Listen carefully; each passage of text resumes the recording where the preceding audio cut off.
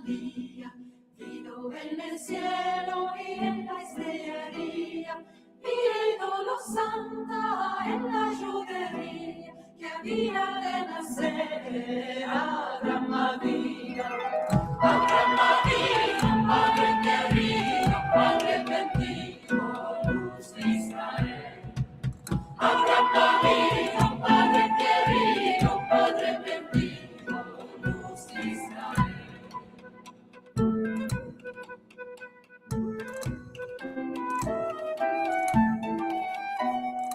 La mujer de Tierra ordenada, día en día ella preguntaba, ¿qué tiene la cara tan demonada? Ella ya sabía el bien que tenía.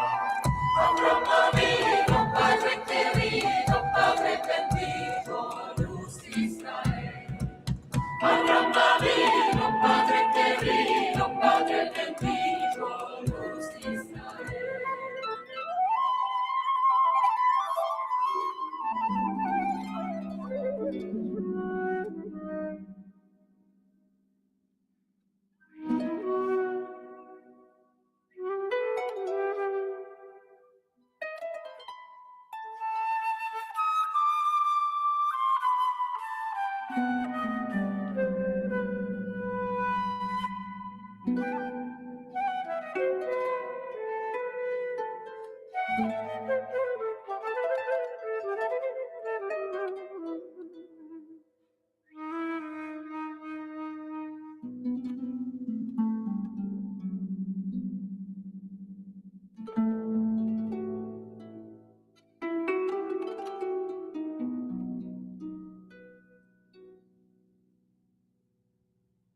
Al fin los 9 meses Padre quería, iba caminando por campos en viñas, y a su marido no le descubría, topó una mara y parería.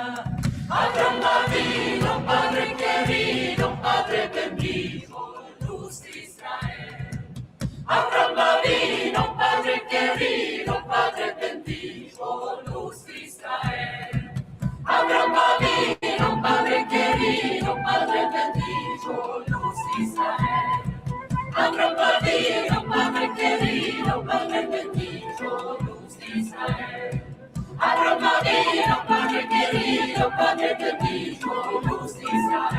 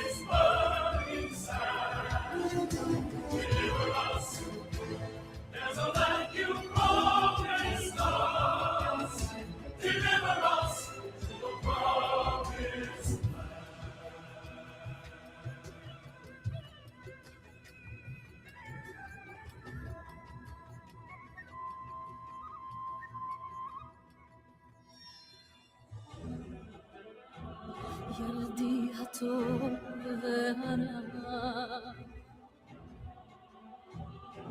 אל תירא ואל תפחד.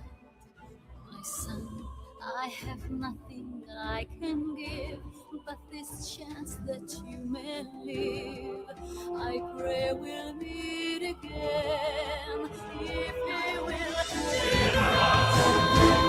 Deliver us from the snares of sin, broken road to stand. Deliver us. There's a light in promised stars. Deliver us out of bondage. Deliver us to the cross.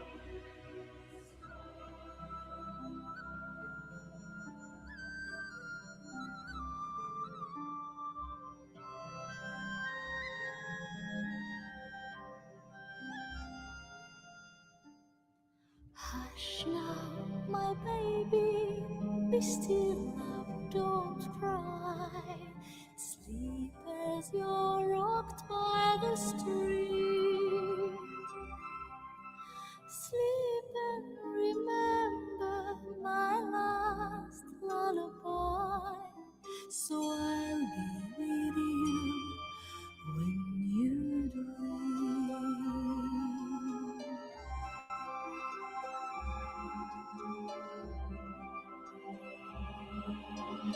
River, oh river, flow gently for me. Such precious cargo you bear.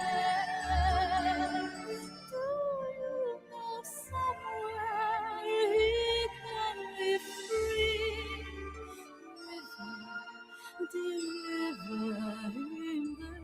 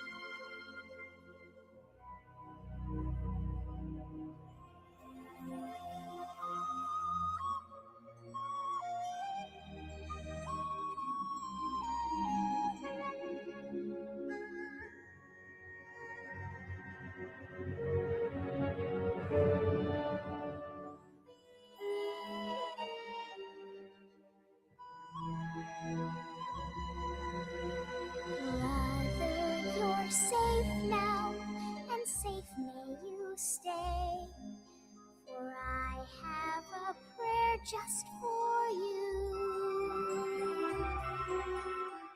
Grow, baby brother, come back someday. Come and deliver us too.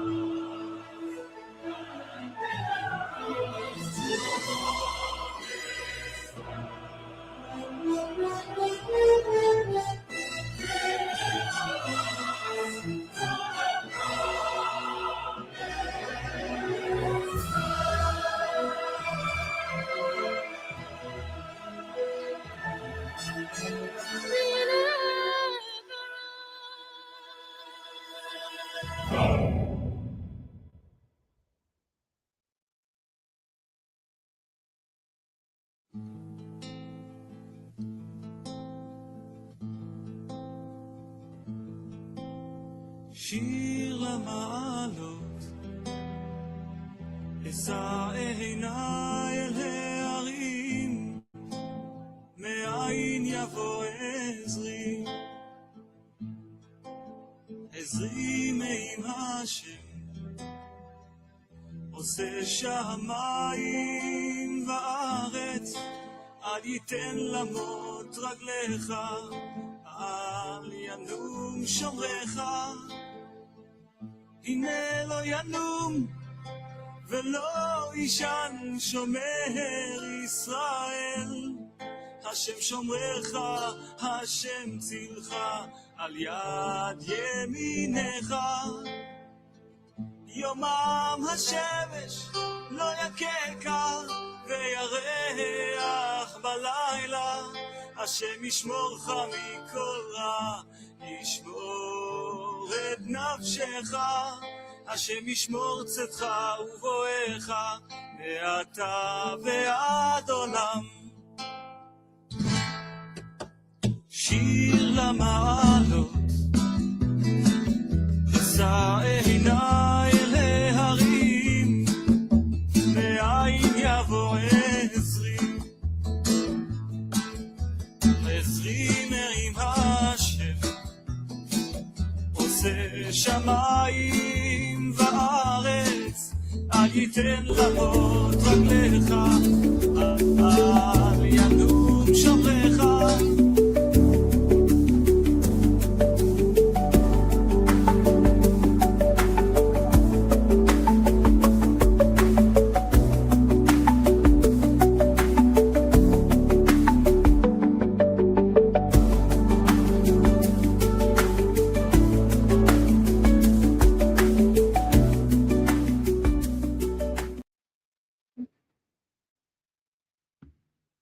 Shalom.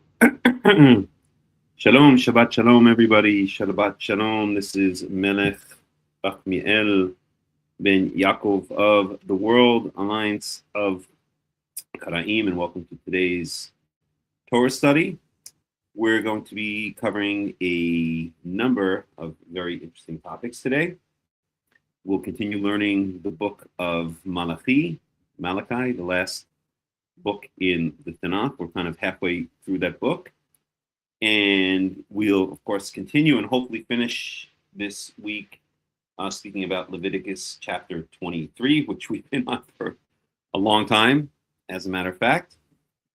And we'll also talk about the issue of Rosh Hodesh, of the new moon, and what this phrase means actually in the Tanakh. So welcome. So let's see, what can I say? I did a video, about 2 months ago or something, maybe 2.5 months ago, when I was back in New York. And the name of the video was that the Jews have 10 years left in the United States of America.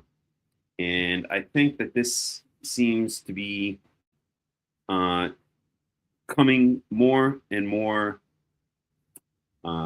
prophetic. That's too arrogant a word. I don't like that word because I don't pretend to be a prophet and never have claimed that I'm a prophet. But it's becoming, so we'll put it in quotes, prophetic. It seems that a lot of people are giving me word now. I'm back in Israel, but a lot of people are giving me word that a lot of weird stuff is going on in the United States. So I don't know what's true. I still have to look it up, and what is just rumor.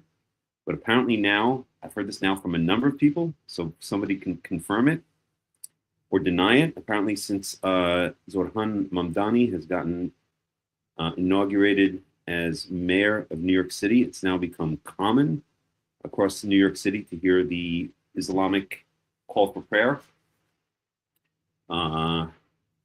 which I've heard when I've been in Islamic countries. I've been in a number of Islamic countries: Tunisia, Morocco. Spent close to a year of my life in Morocco, believe it or not. Tunisia, Turkey, and even the Muslim-populated parts of Israel. And it's known that it's heard in Michigan and Dearborn, Michigan, where there's a particularly high concentration of Muslims. So I don't know if it's true that this is now happening in New York City. I've yet to confirm it. I just heard it in Beit Knesset, in the synagogue over Shabbat, and I'd heard it from one or two other people. But apparently, this is what is going on there. And I do know, I could speak from anecdotal evidence. That when I was back in the United States, I used to go to this bakery that I love. It's probably my favorite bakery in the world. Anyone who knows me, especially back in the United States, knows how much I love Martha's Bakery in Bayside, Queens, in New York. I used to be there almost every day. I'd sit, I would write, I would get work done. And anywho, so I remember, so I started going there when I first came back to the United States from Israel in 2006. I started going there about then, and I never would see a lot of Muslims in there. And not that I hate Muslims. Anyone who knows me knows that I don't hate Muslims, so that's not the point. I have a lot of Muslim friends. As I said, I spent close to a year of my life in Morocco, and I have a lot of Moroccan Muslim friends. But that's not the point. The point is that when I came back this time, every single time I was at this bakery, I noticed that there were Muslims there in traditional Muslim garb. The women would either be wearing hijabs, or the men would have the long robes, either Pakistani style or Middle Eastern style.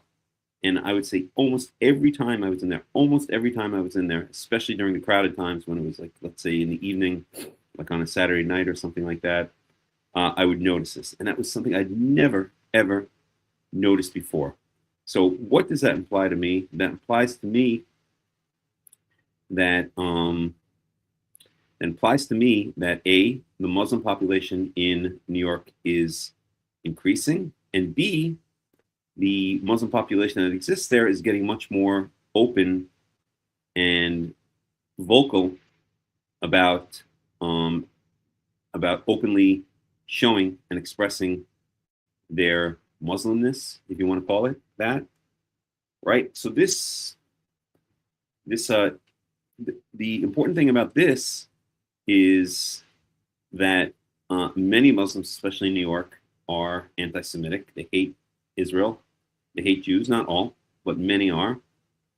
And of course, the election of this Zohran Mamdani and the inauguration of this Zohran Mamdani has, in a sense, unleashed them, or has allowed them to express, or has given them the stamp of approval to express their Muslimness. And this happened, by the way, even before Mamdani got in, that I saw all of this, because I already left New York by the time Mamdani was actually inaugurated. I was there after he was elected, but before he was inaugurated. But the point is that the Muslim population is becoming larger and more vocal. And of course, we know that a huge percentage of them, probably 99% of them, are anti-Israel and are anti-Semitic. There are some that are not, but almost all of them are.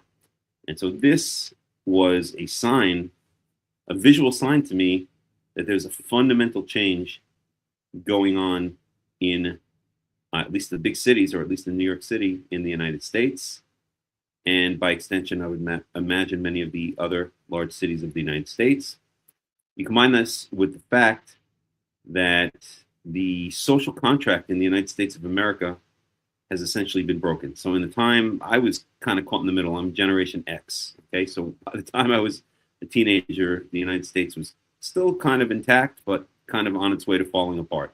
But let's say the previous generation, right, there was a certain social contract. You go to high school, you get a good job. You go to high school, you get good grades. Then you either take the, let's say, the professional path of, I don't know, whatever it may be, plumber, electrician, owner of a restaurant, car dealership salesman, whatever it might be, or you go to college. Let's say you take the college route, which is more common among the Jews, of course. You go to college, you get your 4-year degree, you get a good job, you stay at the same place for 30, 40 years, you get your salary, one salary, and I'm not talking about my generation, it was already falling apart by the time my generation entered the workforce, but the previous generation, the baby boomers, you get your job at a single company, I don't know, let's say a Wall Street bank or something like that. One salary can pay for a house, 2 cars, 3 kids, a 4-week vacation in the summer, retirement by the age of 65 at the latest, and a full pension, right? So that social contract began to be broken down step by step, or stage by stage, or piece by piece, already after the baby boomer generation. Already by the time my generation came around, that social contract was already being broken. And without lingering on it, it got worse each generation, to the point right now where those people back in the United States, the up and coming, those who are entering the workforce, whether it's, I guess, Generation Z at this point, maybe soon Generation Alpha, then they are entering a situation where that social contract has already been completely broken. And what they have to rely on instead is gig work, hustling, side hustles, entrepreneurship, whatever. There's plenty of YouTube channels out there, a couple of very good ones that I listen to that can explain the whole situation. But the point is, there is not a lot of economic opportunity or steady economic opportunity for people of Generation Z and even before the millennials and Generation Alpha in the United States. And combine that with all kinds of other signs of societal breakdown, spiritual breakdown, emotional/mental health breakdown, and so on and so forth. I won't linger on it because I'm not going to do a whole video about it. But the bottom line is that Americans are unhappy, miserable, and desperate, far more than they ever were in the past. And they have focused on the Jews as the cause of this problem. I won't get into whether that's right or wrong. Let's just put it this way. If it were completely false, if it were a complete lie, then I don't think it would get a lot of traction. So let's just say there's some, maybe even a lot of truth in it. But whatever the case, whether it's true or false is irrelevant. The younger generation that's up and coming is very lost, very unhappy, very angry, and has focused a lot of that anger on the Jews. So I say, of a person who I speak to a lot, says subtract 100 years. Not that we do numerology in the Torah, but if you subtract 100 years, you go back to 1926, and it's uncanny how similar the situation was in Weimar, Germany, in about 100 years ago, in 1926. The economy was beginning to fall apart, or maybe already was falling apart. I don't know. I'd have to go over my Weimar history again. But the Deutschmark was becoming less and less, or was losing its worth. The famous pictures of people going to the grocery store with barrelfuls of Deutschmarks. People, the societal and the social and the moral decay was quite advanced. It was a very liberal, kind of open society, and Germans did not see any future for themselves. They didn't see any stability there, and they once again started focusing on the impact of the Jews in their country and around Europe as the cause of these problems. And we know where that led, right? So if we subtract 100 years, 2026, minus 119.26, we see uncanny similarities to the way it was in Weimar Germany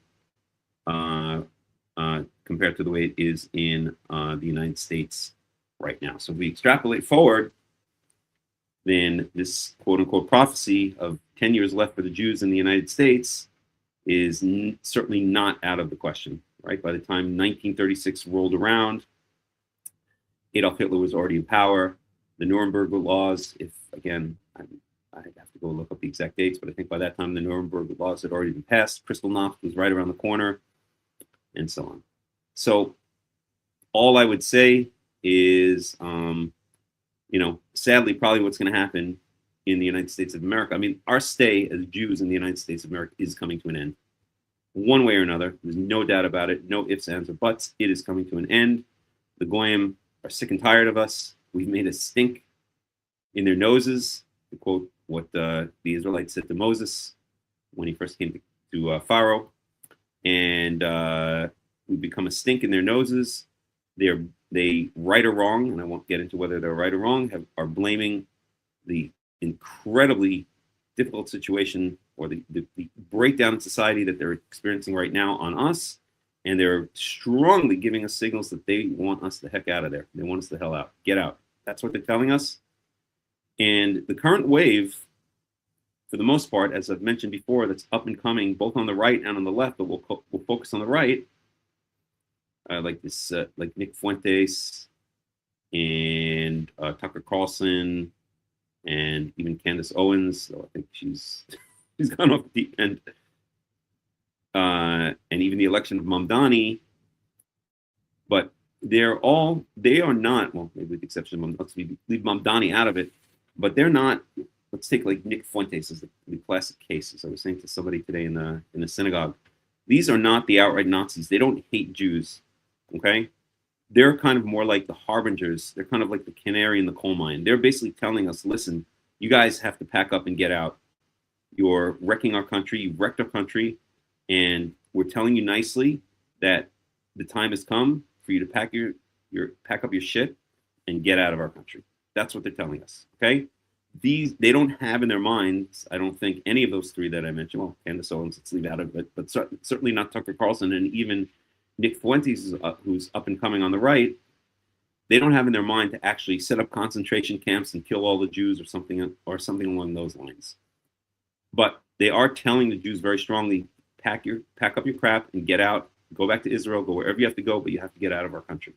If we don't listen to them, just as the Jews in Europe in the 1920s and early to mid 1930s, if they didn't listen to all of the signs that were being broadcast, that were being told to them there, then the next step is, okay, you won't get out, then we're going to have to get you out. And that's exactly what occurred in Nazi Germany. The Nazis originally did not even want to kill all of the Jews. That's why it was called the final solution. They just wanted us out. There were even talks between the Nazis and the Zionist leaders to get Jews to emigrate to Israel. It was the Jews who didn't want to leave for the most part. So likewise in the United States of America, if we don't listen to these harbingers that are clearly expressing the feelings of the up and coming generations, maybe even some of the older generations, then the next wave is going to be like, okay, we told you that you have to pack up your crap and get out. You're not doing it. So now we're going to have to get you out. Okay. It's kind of like if you come home to your house after a couple of weeks vacation and you see a squatter living in your house, right? You say, listen, get out, pack up your crap, get out of my house. Okay. If the squatter gets out, then that's it. Maybe the situation is over. Okay. If the squatter doesn't get out, the next step is to call the police. And the police come and tell the squatter to get out. Then if the squatter gets out, it's all over at that point. It's now escalated. It's all over. If the squatter doesn't get out, then the police start using force. And then the next step is if the squatter resists, then the police can use deadly force and end up either injuring or even killing the squatter. And they will not be charged with any crime, and it will be according to the procedures of the police to do so. Okay? So we're in stage 1 at this point of those 4 stages. Okay, we're in stage 1. The Goyim are telling us they've come, they've woken up and come home to their house and seen us there for too long, and they're like, listen, guys, our country's not doing well right now. We have a lot of our own problems. You are a disturbing element in our country. You have to get out. Okay, that's it. We've hosted you for whatever 100 years, give or take, for the most part. We're done. We can't do this anymore. We have our own problems. We've got to clean up our own house. Pack up your stuff. Get out. Okay. If we don't, which most of us won't, of course, because we've come to this false belief that we're Americans more than we're Jews, or shall I say back there they have. I certainly don't have that false belief, and many of the Jews who live in Israel don't have that false belief, although some still do, I think. But but most Jews living in America, do I speak Hebrew? Yes, I speak fluent Hebrew. Most Jews living in America still have that false belief, so they're going to say, "What do you mean, get out? This is our country as much as it is yours. We fought in just like the German Jews said, right? We fought in World War I. They would show their medals, they would show their medallions from World War I. We fought in World War II. We fought in Vietnam. We built this country. Look at all the good things we did, and so on." And then stage 2 is going to come, which is basically, laws will be passed, which are going to reduce. It's going to be just a repeat of what happened in Germany. And eventually, if we don't get out, it's going to go to stages 3 and stages 4. And I think all of that is going to happen within the next 10 years, or let's put it this way, by the time 10 years from now, 2036 rolls around, we're going to be in a very advanced stage. Whether we'll definitely be past stage 1 by that point. Whether we're in stage 2 or 3 or 4, I think we'll at least be in stage 3 by that point, which is actively, looking for places, basically passing laws to get us out of the country. And if not, then it might even go, for those who resist at that point, then it might even go to stage 4. At any rate, that is the story. I could linger on this for another hour if I wanted to, but I'm not going to do that. The point I just wanted to make is that, it's time to wake up and smell the coffee. God, Yahweh, always sends us messages that we need to hear. Whether we listen to them or we don't listen to them is our choice, but they're there for us to listen to. And the wise man listens to those messages, just as the wise man, the wise woman, listens to his own gut feeling, his own intuition. So the messages are there. The Goyim are clearly in the United States telling us, that's it, we've had enough. It's been a nice journey, but it's now time to get out. But the stubborn nation that we are, we're probably, for the most part, not going to listen, just as it was the case in Europe. Only a small percentage ended up leaving Germany and leaving the rest of Europe. Many of them, once it was almost too late, many of them got out, by the skin of their teeth at the last moment or in miraculous ways. And some, of course, many never got out. So subtract 100 years, or let's say add 100 years to 1926, we get 2026. And if you start watching the parallels that are happening between Germany/Europe in 1926 and the parallels that are happening in the United States, this is the last big place where we exist. This is our last big population center, right? There is no other population center, huge population center for Jews outside of Israel, aside from the United States, right? What's next after that? Great Britain, I don't even know how many Jews are there. Not many. France, not too many, and many are leaving. Great Britain already, they're starting to leave Australia. There was a terrorist attack against Jews in Bondi Beach a month or 2 ago, 2 months ago or so, Hanukkah time, right? So about a month ago, right? So there's no major population center in the world left for the Jews outside of Israel, except for the United States of America. And that is now coming to an end. That's now coming to a close. So that's all I have to say. If you can convince your friends, relatives, neighbors, Jewish neighbors to get out and make Aliyah, then do so. But a lot of times I found you just, spitting in the wind, you're just speaking to a wall. But of course, we all have to do what we can. A lot of my family I gave up a long time ago trying to convince them that they have to get out. So I guess they're going to have to find out the hard way. Maybe they'll realize it by the time stage 2 rolls around and not by the time stage 3 and stage 4 rolls around, right? So stage 1 is the Goyim are basically telling us, listen, guys, time to go, time to get out. Enough is enough. We have our own problems. It's been a nice stay, but, you've overstayed your welcome as guests in our house, and it's time to go. Stage 2 is more like laws are going to be passed, like the Nuremberg laws, where it's now going to be, our rights are going to be reduced. There'll be special laws made for Jews to reduce the rights of Jews, just as there were in Germany back in, again, I don't remember the exact date of the Nuremberg laws, which was 36, 37, I think something like that, maybe earlier. And the next stage after that is going to be we're actively kicked out of the country. So, for instance, in back in Germany, there was the Madagascar plan to transfer the Jews to Madagascar. There were talks with Zionists, with the leaders of the Zionist enterprise to get Jews to emigrate to Israel, etc. Again, very few left at that point. And then stage 4 was in Germany the final solution, and it will get to that in the United States for those who don't listen to stages 1 through 3, it will get to that. So those are my thoughts for the day.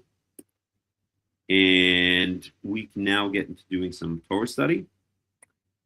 Any comments or any ideas or thoughts about this, you're more than welcome to put them in the comments. And let's get into the Torah study. I see some questions here on the comments. So the first one, the question is, what does one do on Shavuot? I assume that's a reference to the idea that if we don't celebrate Shavuot as Chag Matan Torah, the holiday of the giving of the Torah, then what is there to do on Shavuot? I'm assuming, because I've had this question many, many times over the years.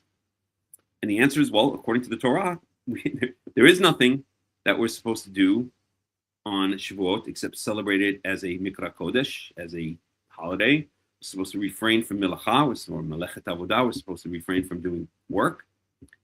And we're supposed to bring sacrifices, including, of course, the 2 loaves of bread made out of the first fruits of the wheat harvest. That's what we're supposed to do. So we can't do any of the stuff related to sacrifices. So what I would suggest, in the way I celebrate Sukkoth and the way that my community celebrates Sukkoth, is we treat it like a Shabbaton. In other words, it's a day off. We don't do any work. Excuse me. Let's get some water. Sorry. Let me just, excuse me for 1 second.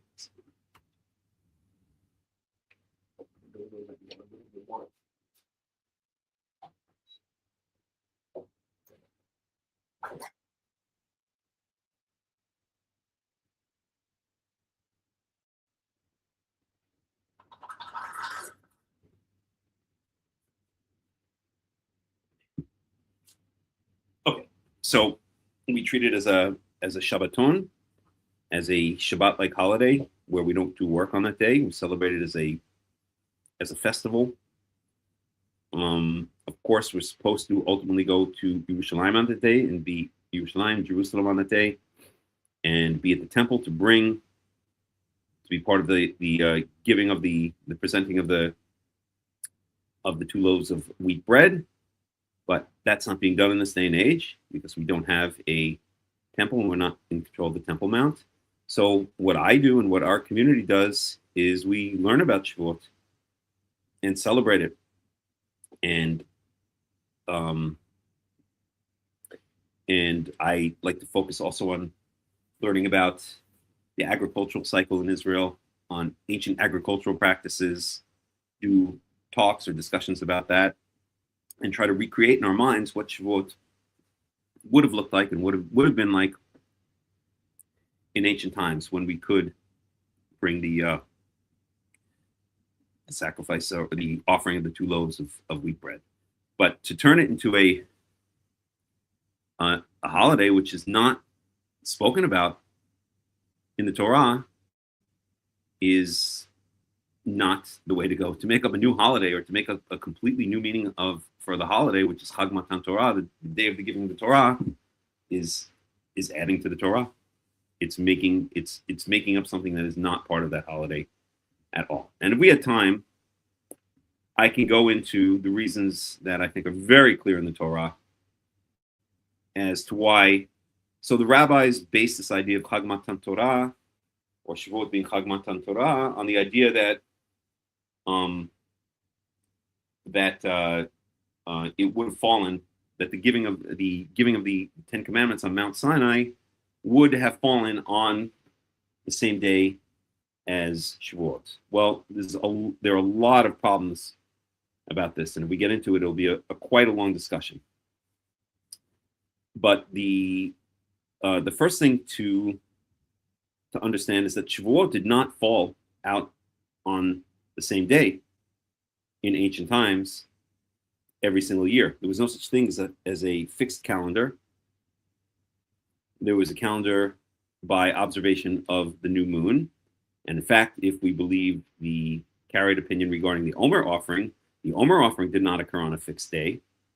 The rabbis fix it, of course, always on the Lemachrat Shabbat, meaning on what's called the 16th of Nisan.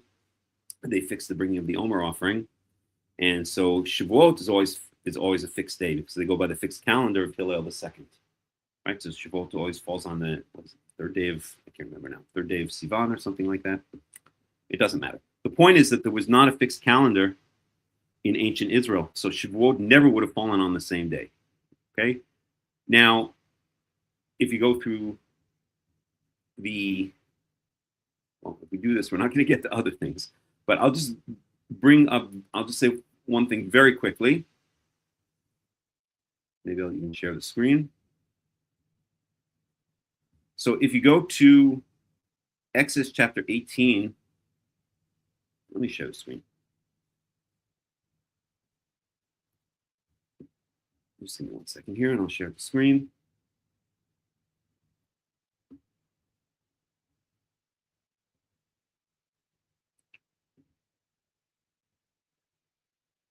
Let's see here. Oops, here. Remove, present, stop screen,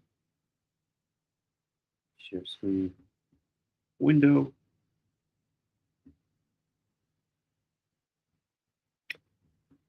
Okay, so if we look in Exodus, let's start back in, I'll just do it in English for now, just to save time. If we need to go over to Hebrew, we'll go over to it.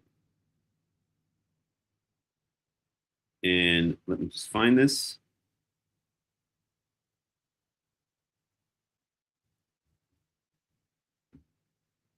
Just give me 1 second here.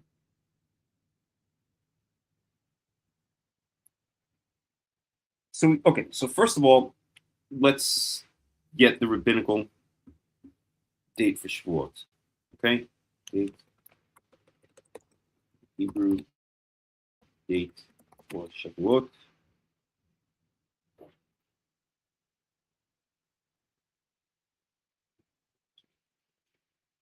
The 6th of Sivan. Okay, so the 6th, the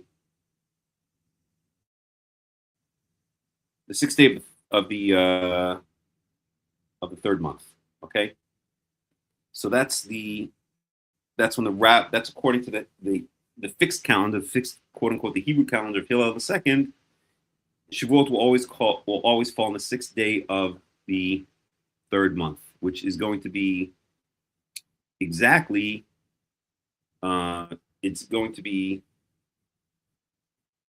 exactly 49 days after the 16th day of Mimacharat Shabbat. Let me just figure this out in my head. Right, Shabbatot. Start seeing that on that. Right, so it's going to be exactly 49 days after the 16th of Nisan. Again, I'm using the rabbinical terms. Okay? At any rate, it's always going to fall out on the 6th day of the third month. So where did they get the idea? And actually, let me put that on the screen so we can remember it. Okay? So I'll put this in the comments. Okay? According to the rabbis. Oops. according to the rabbis, Shavuot always falls on the 6th day of the 3rd Hebrew month, known as Sivan. Okay, so let's remember that first, so we can have a reference point. So now the question is, was the Torah, were the 10 Commandments given on the 6th day of the 3rd Hebrew month? So where do the rabbis even get this idea from? And for that, we have to go to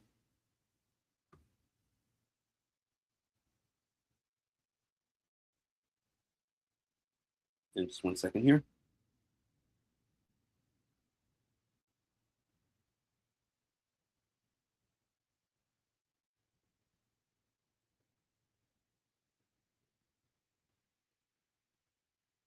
Give me one second here. So we see in Exodus 19 that it was on the 1st day of the 3rd month that they came to the desert of Sinai. Okay. And then what we have is a series of events. Okay. Moses goes up to God. Again, I'm just going to use the English here just to make it go more quickly. So Moses goes up to God. So on the 1st day of the 3rd month, the 1st day, quote unquote, Sivan, we arrive at the desert of Sinai. We arrive at Mount Sinai. It says right here, Israel camped there in the desert in front of the mountain. That's the Har Elohim, the mountain of God. Then Moses goes up to God.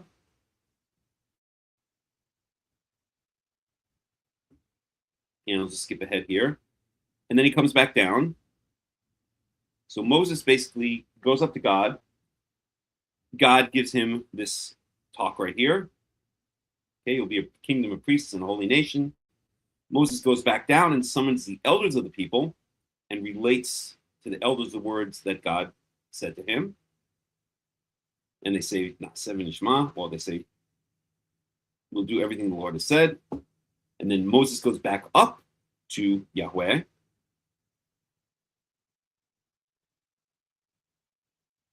And then God speaks to Moses again, saying that he's going to come down and essentially give the 10 Commandments. Okay? And then Moses goes back down the mountain and tells Israel what God said. So then we have, and just give me one second here.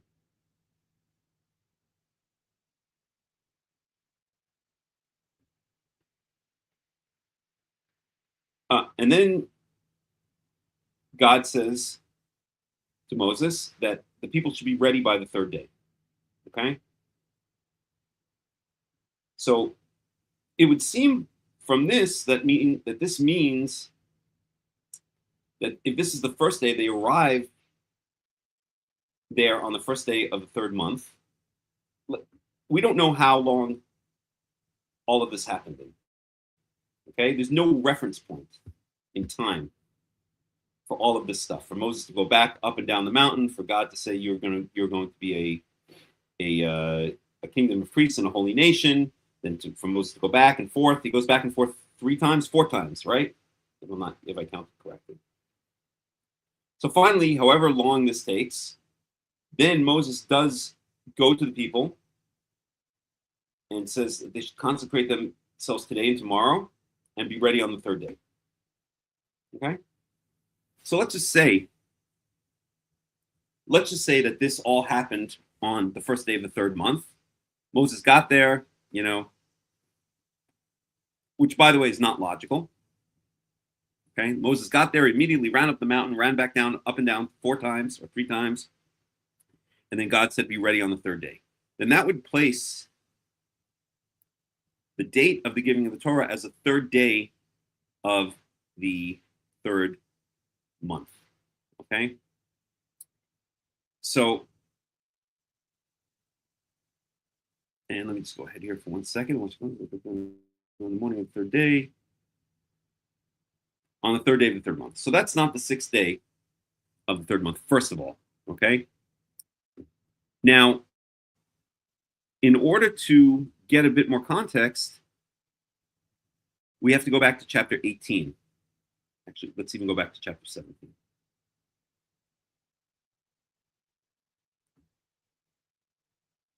Just 1 second. We'll start in 18, okay? So in 18, we see Jethro comes. Okay, we know this is a famous story of Jethro, Moses' father-in-law. He comes with Tzipporah to meet Moses. And where does he come to meet Moses? Let's see.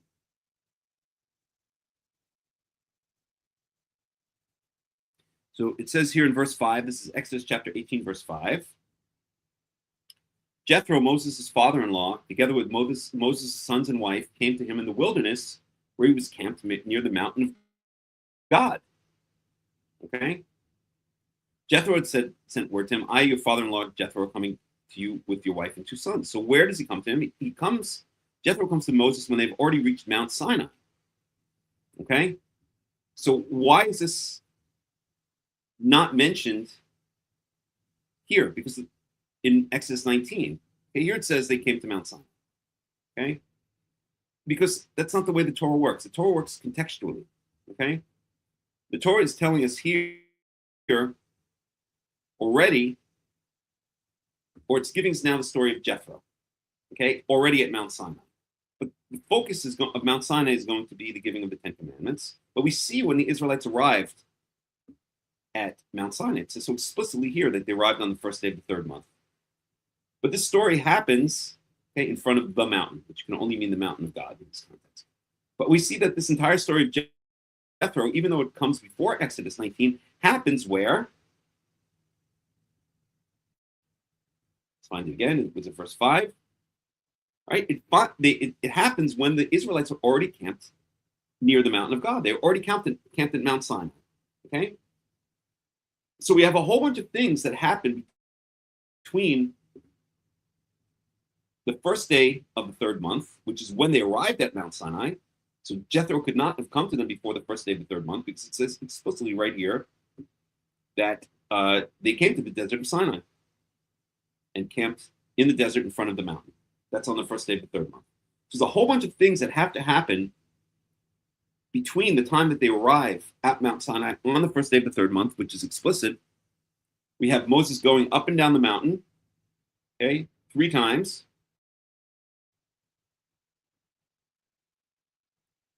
Okay, first coming down with a speech. I've carried you on eagle's wings. You're a kingdom of priests and a holy nation. Blah blah blah blah blah. No, I shouldn't say that, right? These are important words. I shouldn't belittle them like that. I was kind of making a joke. At any rate, and then he goes back up. No, then he summons the elders. The elders say, "We'll do everything that God has said." And Moses goes back up the mountain. Then God tells Moses, "I'm going to come to you soon and give you the 10 Commandments." Then Moses goes back down the mountain. So was it 2 times, 3 times? I think 3 times. Okay, it doesn't matter. He goes up and down the mountain a bunch of times, bringing messages back and forth between God and Israel. And then finally, Moses says, at some point, we don't know when this is, right? This is not anchored in time. This is not anchored in time. Okay? But at some point, he says to them that they should be ready on the third day. Okay? But there's a whole bunch of stuff that happens in between. They're coming on the first day of the third month. This is anchored in time. This is a specific day in a specific month. So Moses goes up and down the mountain 3 times. And then the whole story of Jethro occurs after they arrived at Mount Sinai. Now, let's just look at the story of Jethro for a second. Okay? So the next day, whenever that is, Moses took his seat to serve as judge for the people, and they stood around him from morning to evening. So this is certainly the very earliest. If, let's say, Jethro arrived on the first day of the third month, Then the next day is the second day of the third month. The point is we have this whole intervening story of Jethro and Moses occurring after the Israelites arrived at Mount Sinai. Okay, so Jethro sees Moses judging the people.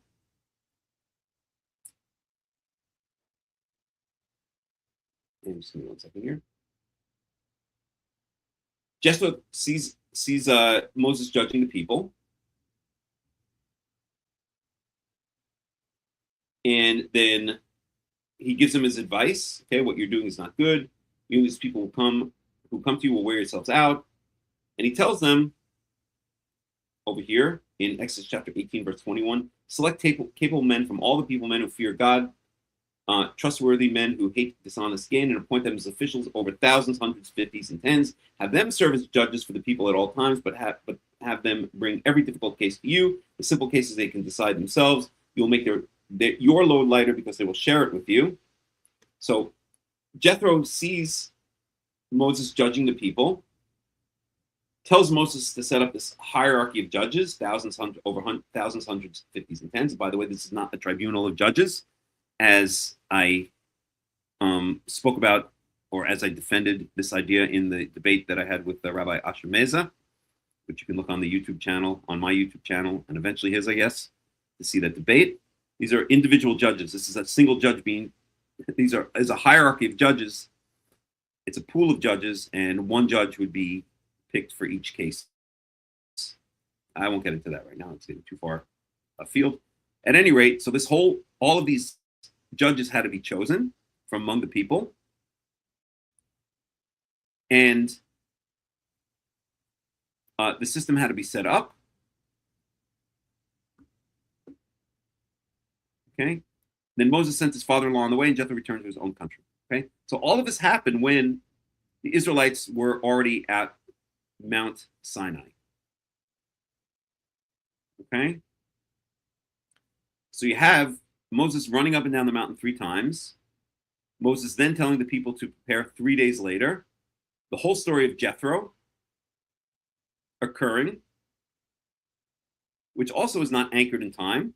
So it could have occurred already after the 10 Commandments are given, but I don't think so, because then the story would have actually occurred after the 10 Commandments are given in Exodus chapter 20.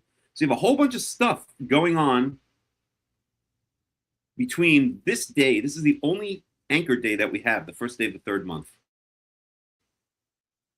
and the actual giving of the 10 Commandments, which is in Exodus 20, a day for which is never given. We don't know on which day the 10 Commandments were given. And then we go on to Exodus 21, 22, 23, which are other laws, right? There's no anchor in time for the giving of the 10 Commandments. What we do know is that the Israelites arrived at Mount Sinai on the first day of the third month, and a whole bunch of stuff happened. Moses ran up and down the mountain, told the people to be ready on the third day. Third day after what? We don't even know, because we don't know the day on which he ran up and down the mountain. Okay, let's say it's the first. Let's assume that he got there. Let's assume that if we look at Exodus chapter 19, that he got there on the first day of the third month, ran up and down the mountain 3 times that same day, and then told the people to be ready on the third day. That would make it the third day of the third month, which would not be the Hebrew date for Shavuot, would not be the 6th day of the third month. And I'm not even taking into account, this is almost all irrelevant, because we're doing this according to the fixed calendar. When you take into account the actual calendar of observation, as it was in ancient times, and the picture gets even more clear, it gets even clearer, but just to simplify things for now, we'll stick with the fixed calendar. Okay, so let's even say Moses ran up and down the mountain 3 times that day, and then told the people to be ready on the third day. That would mean that it's the third day of the third month, not the 6th day of the third month, on which the 10 Commandments would be given. So what the rabbis essentially have to say is they have to, in order to make Chag Matan Torah, the day of the giving of the 10 Commandments, to fall out on the 6th day of the third month, they would have to say that all of this intervening stuff took exactly 3 days. Okay? And they're not even taking into account Jethro, at least not that I could find in the commentaries. They think that Jethro happened afterwards, the story of Jethro. Okay? The point is that there's no evidence in the actual text of the Torah that the giving of the Ten Commandments falls out on the 6th day of the 3rd month whatsoever. There are a lot of variables in here. So then you have to go back and rely on tradition. Okay? So, and that's exactly what the rabbis rely on. They rely on their so-called tradition that this was also the day, that Shavuot was also the day of the giving of the Torah. First of all, it wouldn't make sense that Shavuot would be the day of the giving of the Torah. Well, I guess you could say they didn't celebrate Shavuot yet because that's only when they come into the land. So forget that. I'll even drop that point. Okay, but the point is that they can't draw it out of the text. They have to rely on their so-called tradition, which there is none. I can't find any evidence in the Tanakh that Shavuot was ever considered Chag Matan Torah. Can you? If you can, please bring me chapter and verse. I certainly can't. So what did they do? They saw the problem that Shavuot could not be celebrated without a temple, which they themselves caused the destruction of. It was the Pharisees who invited in the Romans, who came in 63 BCE and conquered Israel, took over Israel, and then destroyed the temple 133 years later in 70 CE. So the rabbis realized that they have to give another meaning for Shavuot without a temple, and so they made up this idea that it should now be Chag Matan Torah, because it's not too far away. I mean, who knows? We don't know. We don't have anchors in time for this at all. I think the next anchor in time is, and I'd have to find it, is when they left Mount Sinai. We get a date, which is much later. I think it's 3 months later or something like that, if I remember correctly. So they have to make up this myth. I'll be generous and not call it a lie. I'll call it a myth, and lie and say it's a tradition in order to give the meaning of Chag Matan Torah to Chag Shavuot, and that's exactly what they do. Because maybe it fell around more or less near, and they needed a meaning for Chag Shavuot. Because what do you do on Shavuot if you don't have this meaning of the holidays Chag Matan Torah, right? That was their problem. Okay, you could say, wow, they were really geniuses to come up with this idea. It was close enough. They made it up. They said it was a real thing. They lied a little bit. They fudged a little bit. And now, they were afraid maybe we wouldn't be able to celebrate Shavuot if we didn't have this meaning of Chag Matan Torah. But I don't think that's what's going on there at all. Okay, I think that it is possible to celebrate the holiday without giving it this extra added false meaning of Chag Matan Torah, just as I and my community do, just as I and we in the World Alliance of Qara'im do. We still celebrate it as a holiday, and we dedicate it to understanding what Shavuot was like, what it would have been in ancient times, to learning about the agricultural year, the agricultural season in Israel, studying, learning about ancient agriculture, having a nice meal, and so on and so forth. So we don't need to lie to make up stories about the meaning of Chag Shavuot in order for it to have meaning. It has meaning in and of itself, even if we can't keep that meaning, at this point in time. Okay? So I hope that kind of answers the question. Shabbat Shalom. And let me get rid of this.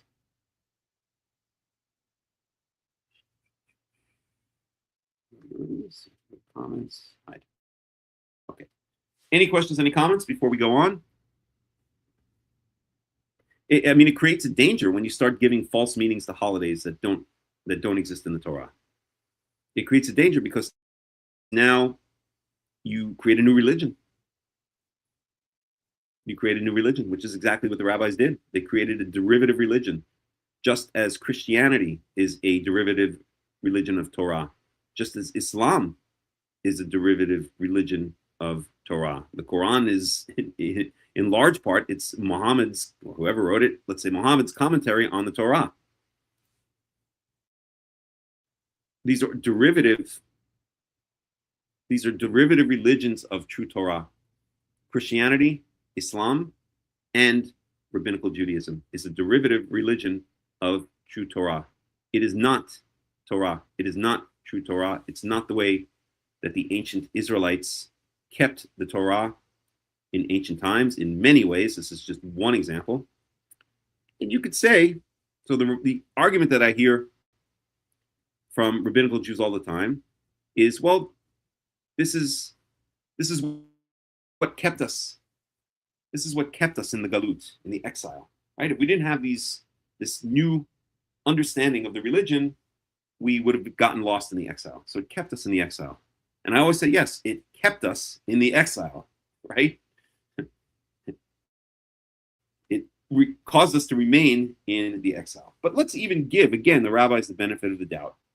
Let's say that this scaffolding of all of these changes, these modifications, what they would call development, that's a bunch of BS, these modifications that they made to the original, laws of the Torah, the original religion of the Israelites. I hate the word religion, but we'll just use it. Let's just say it was all for good reason. It was necessary to keep us as a coherent nation, to give us a coherent religion to follow while we were in the exile. Let's just say that's true. Okay? Well, guess what? We're not in the exile anymore. And if you listen to my opening monologue, you'll see that the one remaining population center of Jews in the entire world, the United States of America, that's coming to an end within the next, I predict, 10 years. So the exile's ending. The exile is coming to an end. So if it's true that rabbinical Judaism represents a kind of scaffolding or a kind of packing up of the ancient religion of the Torah into a portable version, which we could take with us to wherever, to Morocco and India and Spain and Los Angeles and Iran and wherever else we ended up, Australia, Japan, wherever else we ended up, that's fine and dandy. Let's even say that's the case. Now it's time to unpack that suitcase. It's time to throw out all the junk that we don't need anymore. And it's time to get back to the original religion. Again, I hate that word, quote unquote, religion of the Torah. It's time to get back to the original meanings of the Torah. And when we do, I think something amazing is going to happen. I think we will reconnect as a nation, as a people. We will reconnect with Yahweh, with our God. He will reconnect with us through prophecy. And what will happen then will be some amazing things, which I've expressed in other videos. I think that essentially, well, I don't want to get too radical right now. I think essentially that he is going to, he's going to give us, I call it Torah version 2.0. I think some of the laws of the Torah are going to be thrown out permanently, and I'm specifically referring to meat sacrifices, which I don't think have relevance in this day and age. They're a relic of the way that societies in the ancient Near East and beyond worship their deities by bringing animal sacrifices. I don't know if it's relevant anymore. But it's whether he does or doesn't, that'll be up to him. But I believe, this is just my idea. You could find a scriptural basis, but it's my belief and nothing more than my belief, my hunch, my intuition, my feeling that once we reconnect, once we are finally thrown out of our last exile, which is going to be a very painful situation, especially for the Jews in the United States, including many family members that I have there. I'm very much worried for their future, but I can't. I've spent decades trying to get them to come here, and some of them will literally not even mention the word Israel. They'll call it that country. Oh, you're going back to that country. That's how antagonistic they are to the idea of admitting that they are not Americans. At any rate, I think that once this final exile does end, which I think will happen in the next 10 years, that's my prediction, and that will represent there'll be some other big changes in the next 10 years, but that will represent the ingathering, the final major ingathering of the exiles of the people of Israel to the land of Israel. I think at that point, then we will, as a nation, as a people, reconnect with Yahweh through prophecy. And at that point, we'll see what happens. But I think that he will, once he's able to speak to us again directly as a nation, then there are going to be some, I know this sounds radical and maybe even heretical, but I don't think it is if you understand where I'm coming from. And I could bring some interesting verses. I think there will be some updates to the Torah.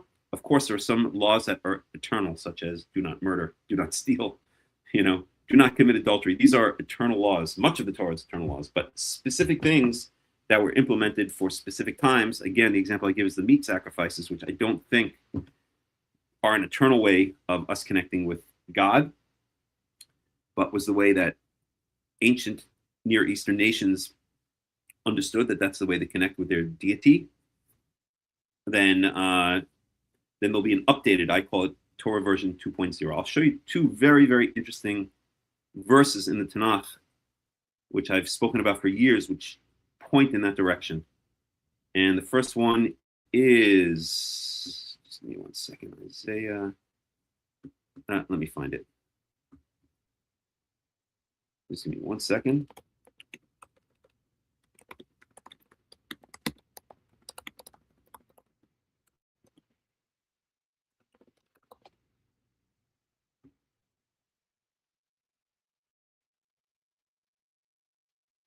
Second.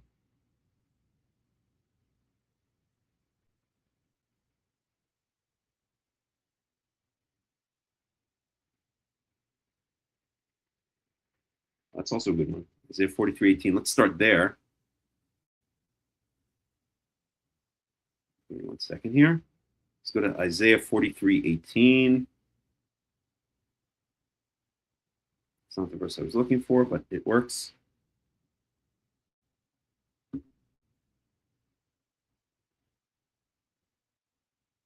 Let me just get the context here.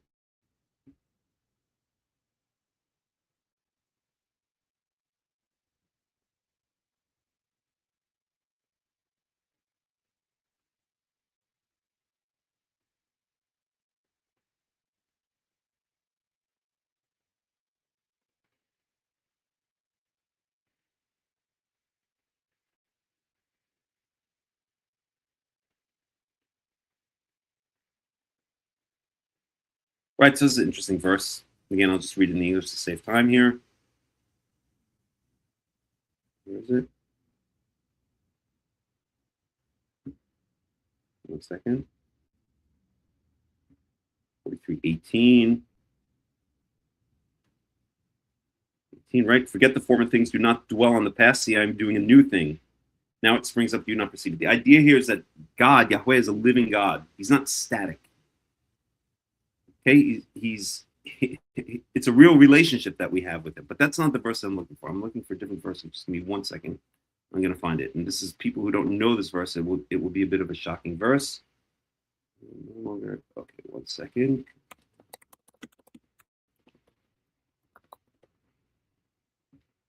Give me 1 second here. Where is it?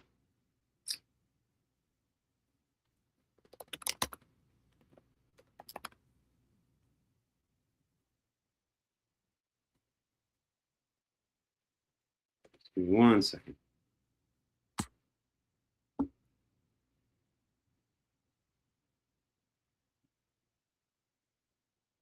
There it is. I'm sorry. Jeremiah chapter 3, verse 16. Let's look at that. Jeremiah chapter 3, verse 16.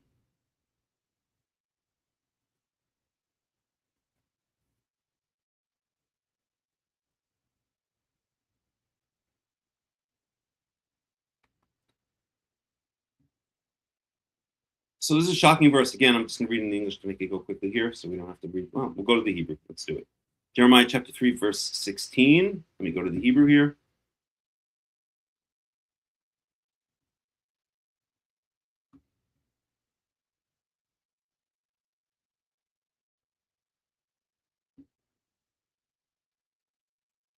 Only one verse.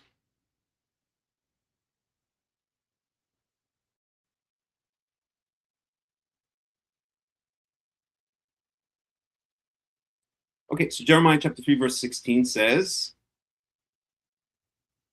we'll start in 15 just to get a little context. وَنَطَّعْتِ لَكُمْ رَعِيمْ كِلِبِي, and then, or I will give to you shepherds according to my heart. that follow my heart. We ra'u etchem de'ah ve'askel. And they will shepherd you to knowledge and understanding. Verse 16, and this is the verse that I wanted to bring here. Okay. So verse 16, this is Jeremiah chapter 3, verse 16. Wihaya kitirbu ufritem ba'ares ba'yomim hahema nu'um Yahweh. So it shall be that when you increase in number and become fruitful in the land, in those days, declares Yahweh. So this is clearly an end of days prophecy, right? Lo yomru od, you shall no longer say, Aron Brit Yahweh. You shall no longer speak about Aron Brit Yahweh. Literally means the ark of the covenant of Yahweh, the ark of the covenant. We all know what the ark of the covenant is, right? It's a thing that Indiana Jones searched for, right? You shall no longer speak about, or you shall no longer say the ark of the covenant of Yahweh. Willo ya'aleh al lev, and it shall not literally come up in your heart. It shall not be, you shall not even pay attention to it or think about it. Velo iskarubo, and you shall not make mention of it. Velo ifkadu. Velo ya'aseod, and you will not try to find it, revisit it. Literally, they usually translate pakad as velo ya'aseod, and it shall not be remade. Okay? Ba'etahi, at that time, again, end of days prophecy here. Ba'etahi, at that time, yikra'u Yerushalayim kisei Yahweh. At that time, they will declare Jerusalem to be the throne of Yahweh. Wanikwu eleha kol hagoyim, and all of the nations will. How do you say again in English? Will I can't think of the word in English. Will stream towards it, meaning towards Jerusalem. L'shem Yahweh leYerushalem, to in the name of Yahweh to Jerusalem. V'lo yelchu od achrei shrirut libam ha'ra, and they will no longer go after the literally shrirut or libam, the usually translated stubbornness of their heart, their evil stubbornness of their heart. Right. So this is. And let me just see. Let's even do verse 18. This is going back to the monologue that I gave, right? And this is clearly all end of days prophecies. In those days, al Beit Israel. So in those days, the house of Judah will go along with the house of Israel. And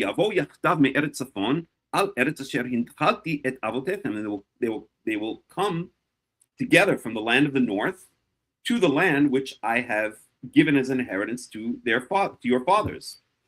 Okay, so this is prophecy of the ingathering of the exiles. So we see that in this end of days prophecy, right? That the thing that I wanted to point out in verse 16 is that the Ark of the Covenant will not even be mentioned or remembered anymore, and it will not be remade.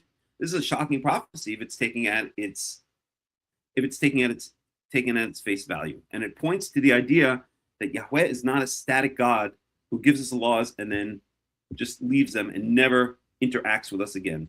He's constantly in a relationship, in a living, real relationship with him, and if that means updating the relationship based on new circumstances, then he has the right and the ability, and here the prophecy to do so. I know it's a shocking idea for those who think of God as like this kind of Greek, Hellenistic, static, distant deity who has no life to him, but that's not the Jewish conception. That's not the Israelite conception of what Yahweh is, and it's certainly not the Israelite conception of what the laws of the Torah are. The laws of the Torah are updatable, and aren't some of them. Again, there are some eternal laws that can never be updated, such as do not murder, would maybe be the classical example. But there's some which were given for certain reasons at certain times, in certain contexts. And here the context that I brought before of the giving of the meat sacrifices, that had a very contextual reason, because that's the way that ancient Near Eastern peoples, nations, worshipped or communicated with their deities, with their gods. Okay, so we drew from that, and then the entire book of Leviticus, but a lot of the book of Leviticus, which deals with the details of that, is telling us how to do it in an Israelite fashion, in a fashion that's acceptable to Yahweh. But that doesn't mean that has to be done for the end of times. In my personal opinion, against my personal opinion, my gut feeling, my intuition, that the meat sacrifices is not something eternal or canonical about them. It's something that served its purpose in its time and its place. So once we return from our exile in these lands, most notably the final large Jewish population center in the United States, and we return to Israel, then I believe, as I said earlier, that we will reconnect with Yahweh through the medium of prophecy, through which also he will elect or anoint a king from the line of David, a descendant of David, as ruler over the people of Israel. And of course, Yehuda and Israel will be rejoined. They broke apart after the death of Solomon. And at that point, now that we've reconnected with Yahweh through prophecy, he could give us Torah version 2.0, because he's not a static, dead God. He's not a distant, static deity like the Greek Hellenistic conception of God is. He's a living God. He's Elohim Chaim, and we're in a living, real relationship with him.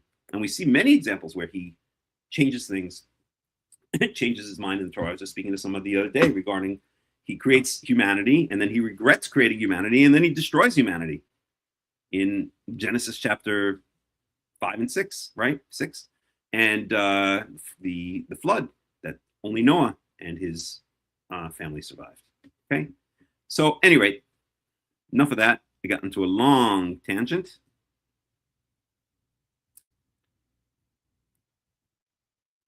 Any questions or any comments regarding this?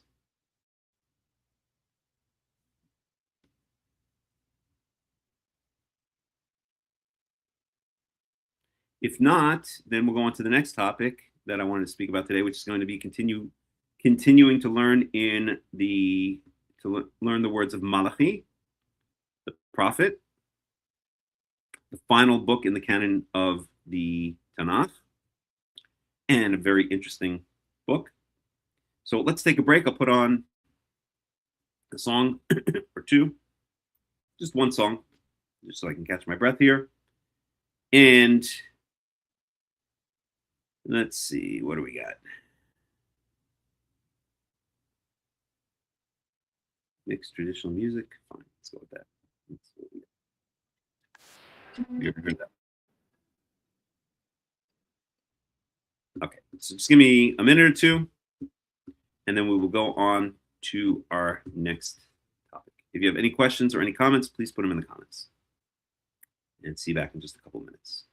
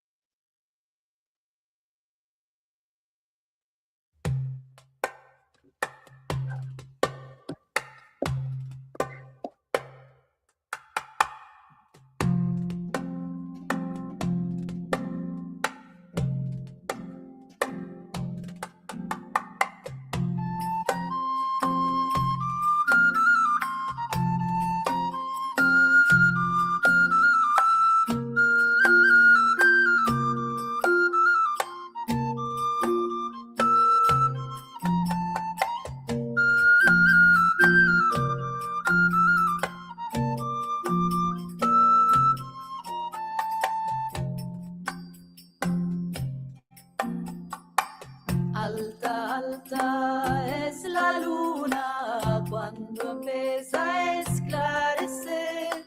Y yo hermosa y sin ventura nunca llegué a nacer. Y yo hermosa y sin ventura nunca llegué a nacer. Mis ojos se hincharon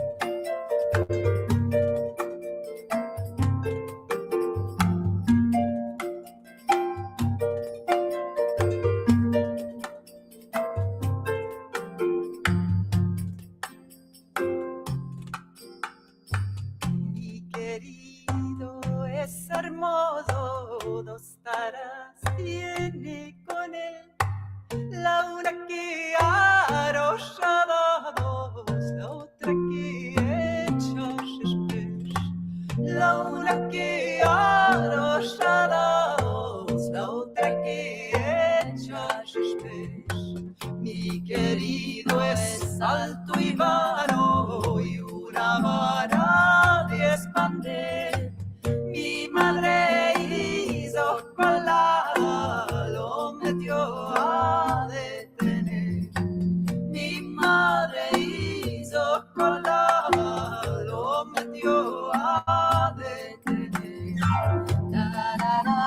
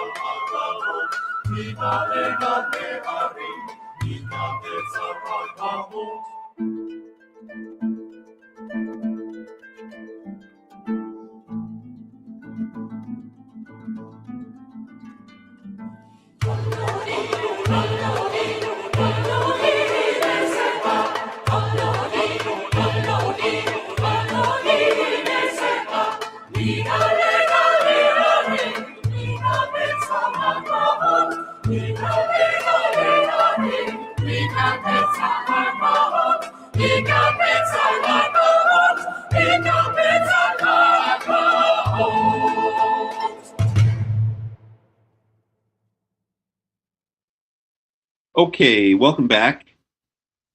And let me just get rid of these banners here. And let me just, hold on 1 second, please. Good, we got that. Okay, show them, I'm putting it outside. I'm gonna put the cat outside. Go outside. Baby. Okay, so I'd like to get into Malachi. So we got through the second chapter of Malachi last time. We'll continue in Malachi chapter 2. And we'll review a little bit about what we learned in the book of Malachi.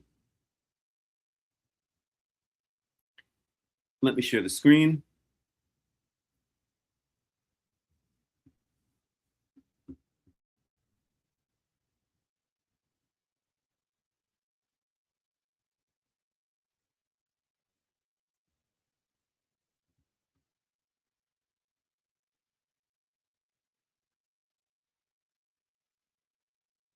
And there we have it. Okay.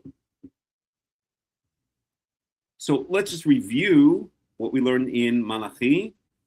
We started in chapter 1, and we saw there were two conversations, what's called dialectic, a dialogue between God, between Yahweh and the people of Israel. The first dialectic is initiated by Israel in this book, in this prophecy, in this poem, in this prose. And it's here. The title of the headline says it clearly. Israel doubts God's love. So Israel comes to Yahweh with a challenge or a question or a doubt. Okay? Israel says to God, I've loved you, but you ask, how have you loved us? And again, this is just review. And then Yahweh answers basically by saying, I'll prove to you that I loved you. I hated Esau and I loved you. And the proof of that is right here. I've turned his country into a wasteland. Excuse me. Left his inheritance to the desert jackals. So basically, Yahweh's answer, God's answer, is the proof is that look at your land, which is green and verdant and flourishing, and compare it to, and you're in people I love Jacob, and look at what I've done with your land. And then compare that with Esau's land, with the Edomite land, the land of Edom, which is essentially southern Jordan, Saudi Arabia. It's a desert wasteland. It was, and it will always remain so. Right? Even if they'll say, we'll rebuild the ruins, they may rebuild, but I will demolish.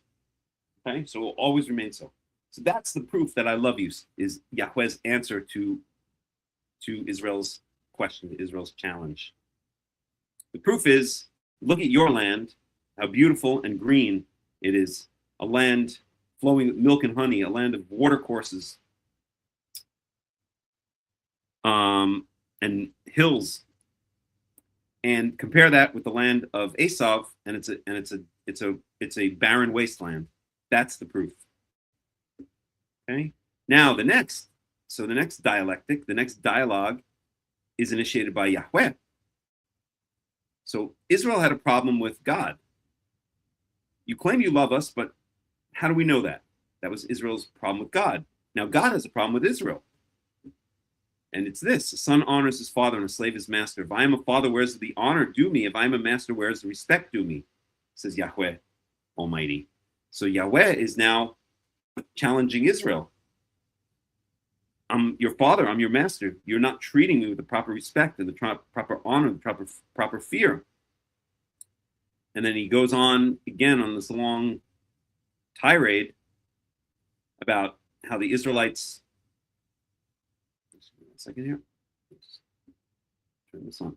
How the Israelites were offering lame and diseased animals, how they were disrespecting the Lord's table. The table in this case, Shulchan Yahweh, refers to the altar of sacrifice, the altar that's in the courtyard of the tabernacle/temple. So basically, Yahweh chews out the Israelites, specifically the Kohanim. Okay, and we went through that last time. Because they're the ones who are responsible for making sure that the sacrifices are valid. And then he goes on, and again here the headline says, additional warning to the priests. Okay, if you don't listen, if you don't amend your ways, I will curse you.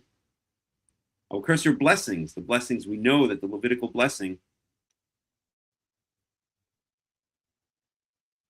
is what the Kohanim are supposed to, or the blessing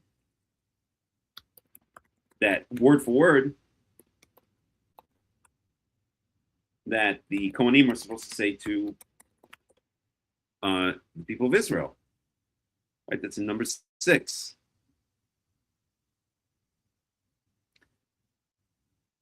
So I'll turn that into a curse. I rebuke your descendants. I will take the crap, the dung from your festival sacrifices and smear it all over your face. Pretty graphic, right? And that's it. He goes on a tirade against the Kohanim. And that's the end of the tirade against the Kohanim. So what we're going to do is we're going to pick it up here in Malachi chapter 2, verse 10.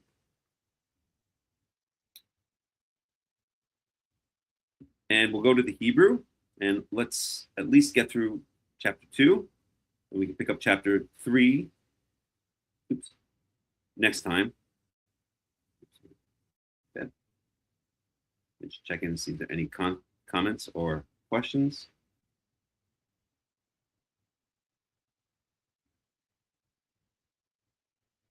Yes, this is Shir Ladino. Correct. I lived in Portugal for 4 years, so I got very into Spanish, Portuguese, and Ladino music. Okay, so we're starting in Malachi chapter 2, verse 10. Let me just make sure it's visible on the screen there. And it is.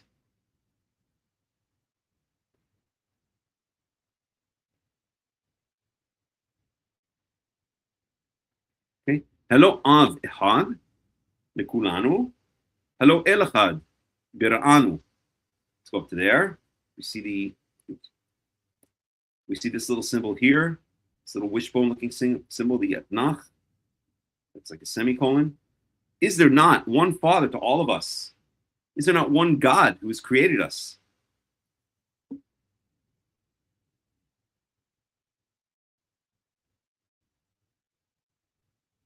Madua nivgad ish be'achiu, be'achiu, l'haler brit avotenu. Why has one man been unfaithful,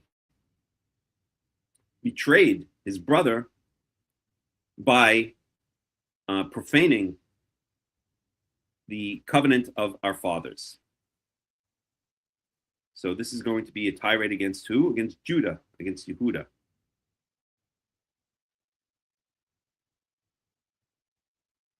So, Bagda Yehuda, we to Eva Nista. Yehuda has been unfaithful, or Yehuda has betrayed and has done an abomination, has committed abomination by Israel u by Yerushalayim.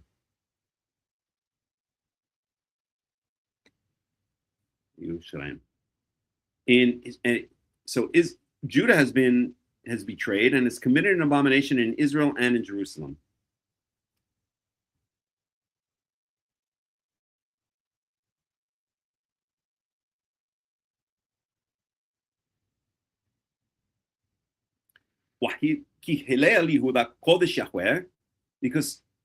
Because Yehuda has profaned the Holy One, the holy things of Yahweh. And by the way, Hillel in Hebrew, it's Hillel Yehuda Kodesh Yahweh. Let's just go up to there, okay? Hillel Yehuda Kodesh Yahweh. So Hillel and Kodesh are opposites essentially. Hillel is a verb and Kodesh is a noun, but they express opposite ideas. Okay, Kodesh is that which is set aside, that which is special, specifically in the context of Yahweh. Kodesh Yahweh, it's that which is set aside for God. So, for instance, the sacrifices are Kodesh. The holy area of the tabernacle is Kodesh, the entire holy area. But then you have the inner sanctum, the Kodesh Kedoshim, the Holy of Holies, where the Ark of the Covenant, which we just saw in Jeremiah chapter 2, will eventually be forgotten.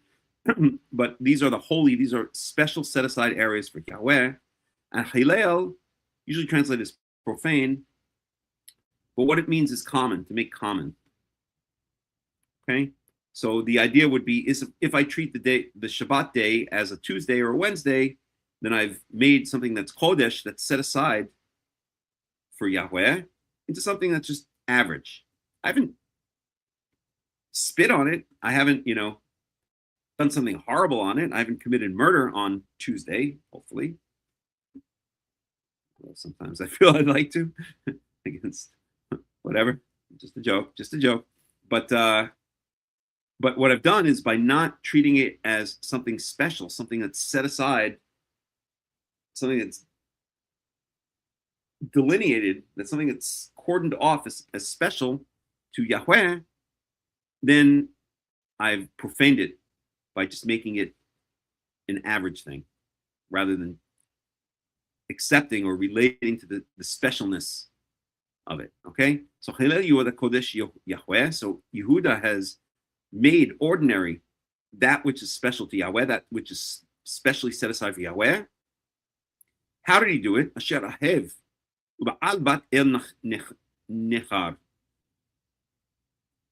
By or in that he loved and became the husband, married, took as a wife, became the husband over bat el nechar, the literally the daughter of a foreign god. Okay. Let's get an English translation on that, and then we'll look at a little commentary. So Judah has desecrated the sanctuary of the Lord. The Lord loves by marrying women who worship a foreign god. Okay. I'm not sure that's a good translation. Let's see what Robert Alter has to say about that one. He's usually very good. Whoop. Where are we here?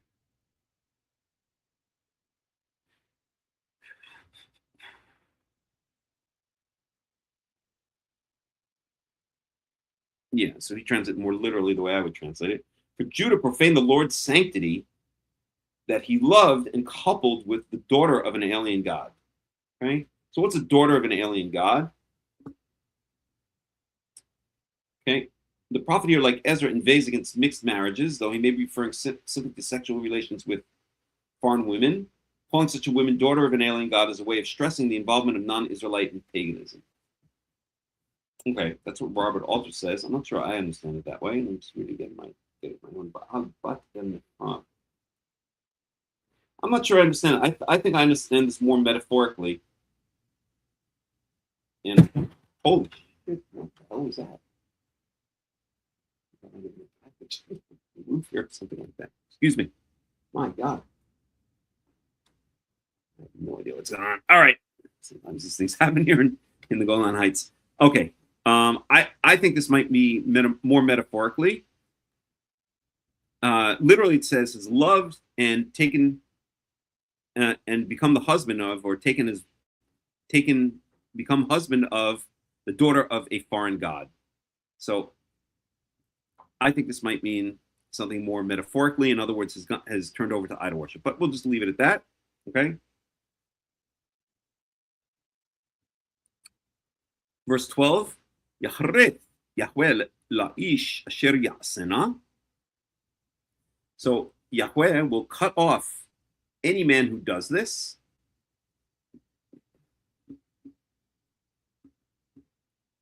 May the Lord cut off. It's called abusive, expressing the idea of may, or I hope, or I pray that such and such would happen, which is one of the uses of, or one of the moods, I don't think that's the technical word, one of the ideas that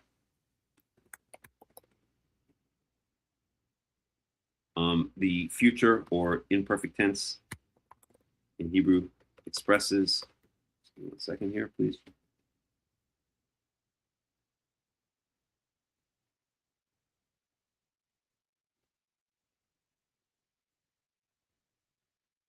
Just look something up very quickly.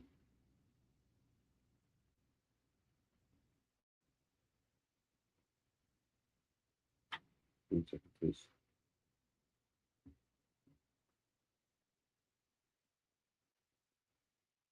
One second.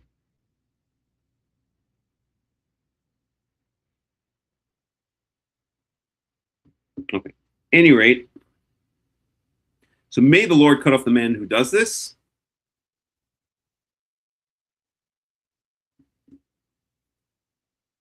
Okay. Ed, I think this is a mistake in the text here. I think this should be Ed. Did you see something here?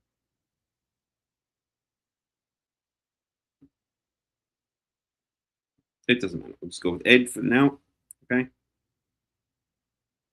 Oops. So Ed v'onei me'ole Yaakov. Okay. And a witness and an answer from the tents of Yaakov. Magish mincha li Yahweh tziva'ot. And one who brings a grain offering, who brings an offering to Yahweh of hosts. Okay. And what is this referring to? Let's try to get a little commentary on this. Okay. The received text says "ere one awake," which this translation, following one version of the Septuagint, amends to "ed." Given the parallelism with the bringer of grain offering to the Lord, this would refer to a priestly function, perhaps bearing witness in legal matters. It's a bit obscure. Okay, let's go on. Okay, so it does actually say "ere" in the text, but it might have been a textual error. It might have actually originally in the earlier text been "ed." Okay.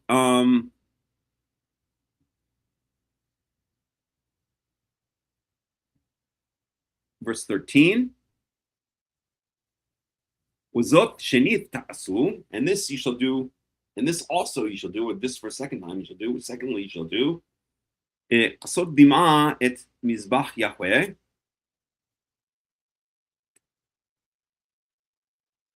Bechi wa an naka me'en od penot el hamintcha. Lekachat ratzon miedchem. So this also you shall do. Sotima et mizbach Yahweh, you shall be covering or cover. Oh, my cap's looking.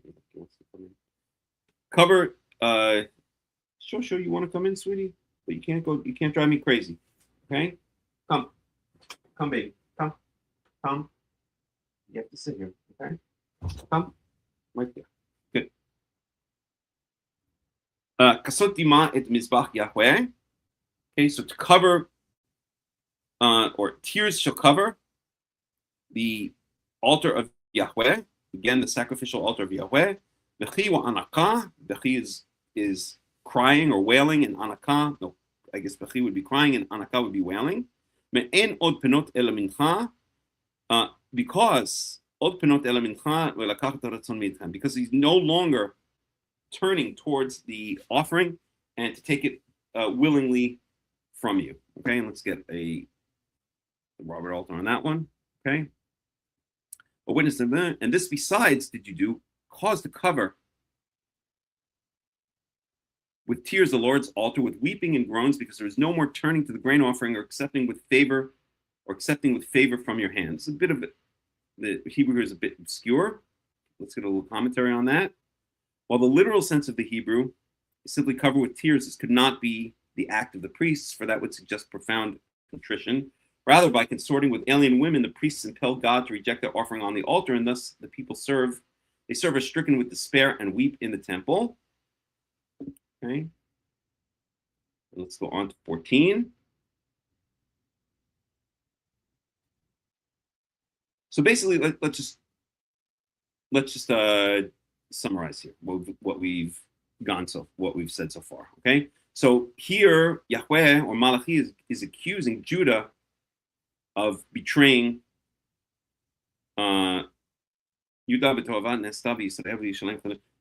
of betraying the holy area or the holy things of Yahweh.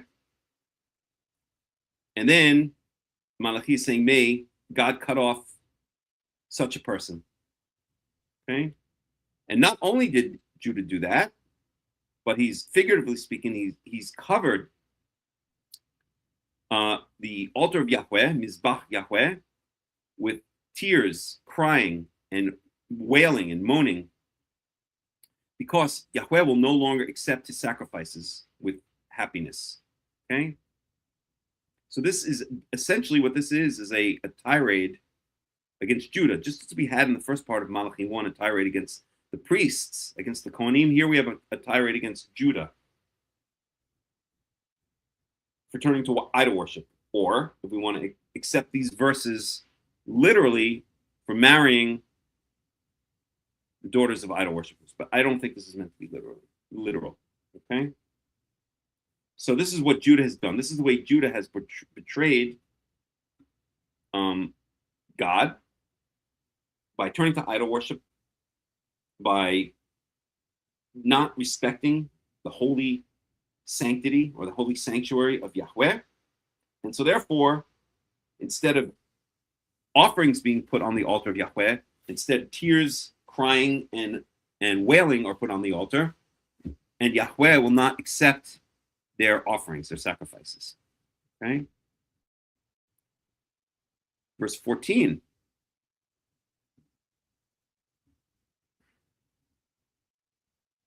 V'martem alma. And you say, for why? For what? Why? Why are you mad at us? Or why will you not accept our offerings? And Yahweh answers, or Malachi answers in the name of Yahweh. Al-ki. Yahweh ha'id bencha uben eshet ne'orecha, because Yahweh has been a witness between you and between the wife of your youth. Asher ata bagadta ba wahi chavertecha ve'eshet britecha, because you have betrayed her, you've been unfaithful to her, literally betrayed her. And she is your bosom buddy and the woman of your covenants, the wife of your covenant. In other words, you made it of your contract, covenant. You made a contract with her that she should be your wife and you should be her husband. And you've done this from an early age, and you betrayed this woman. You betrayed your bosom wife, is what this is saying. And this, I think, again, the way I'm reading it, is this is an analogy to Yehuda betraying Yahweh by not respecting, and of course the sanctuary is in Jerusalem, which is in Yehuda. Yehuda not respecting the sacred parts of the sanctuary of Yahweh. So if I'm reading this correctly, we can get some commentary on it. In this case, Yahweh is being likened to the Eshet Neorecha, the wife of Judah's youth, the wife that Judah has had since he was young, but now he is betrayed. Okay? If I'm reading this correctly, we'll try to get some commentary on it. That's my take on it. Verse 15. Actually, let's see if we can get some commentary here.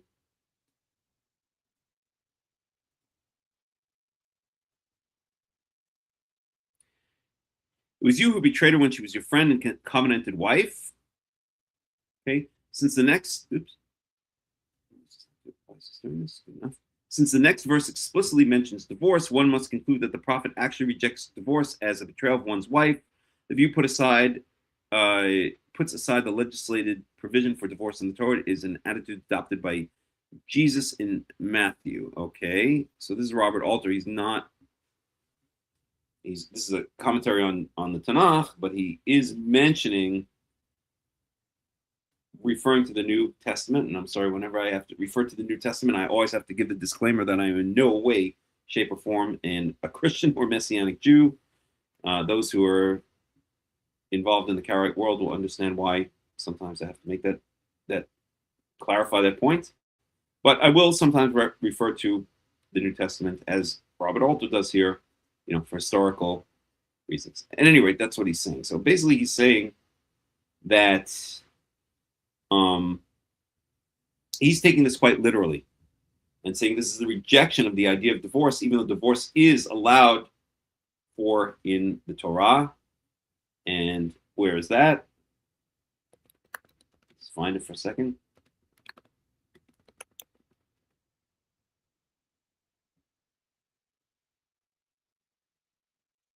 That is going to be in Deuteronomy 24:1, which we won't go to right now. At any rate,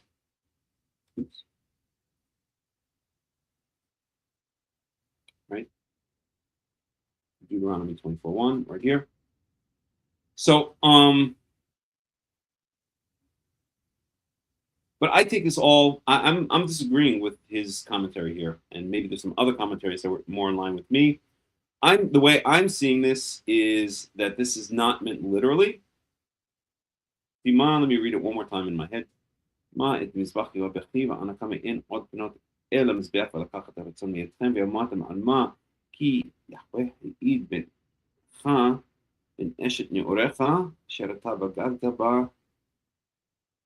guess because Yahweh is the witness, it wouldn't make sense. So,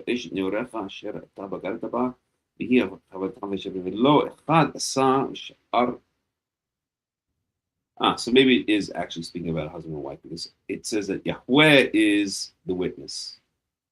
All right, let's go with that. Verse 15. V'lo echad asa u'sha'ar ruach lo. So that's verse 15.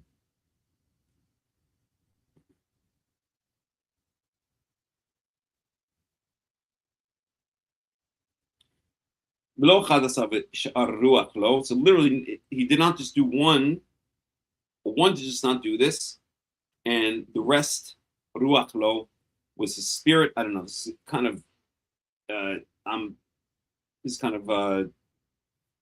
esoteric kind of Hebrew phraseology here. So we'll just go with Robert Alter's translation. I'm sorry we went with other translations.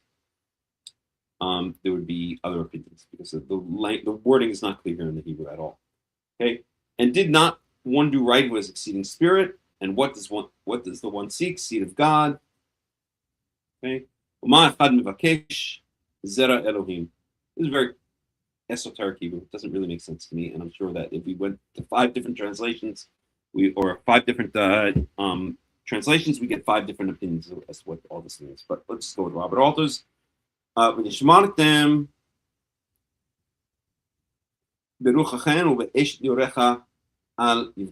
you shall keep your spirit in check, maybe.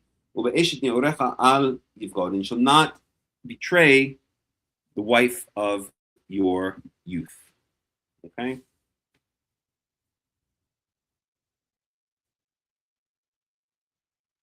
Verse 16, Kisane shalach amar Yahweh. So this explicitly does say that because he hates someone who divorces, who sends away his, and this is referring to the wife of his youth.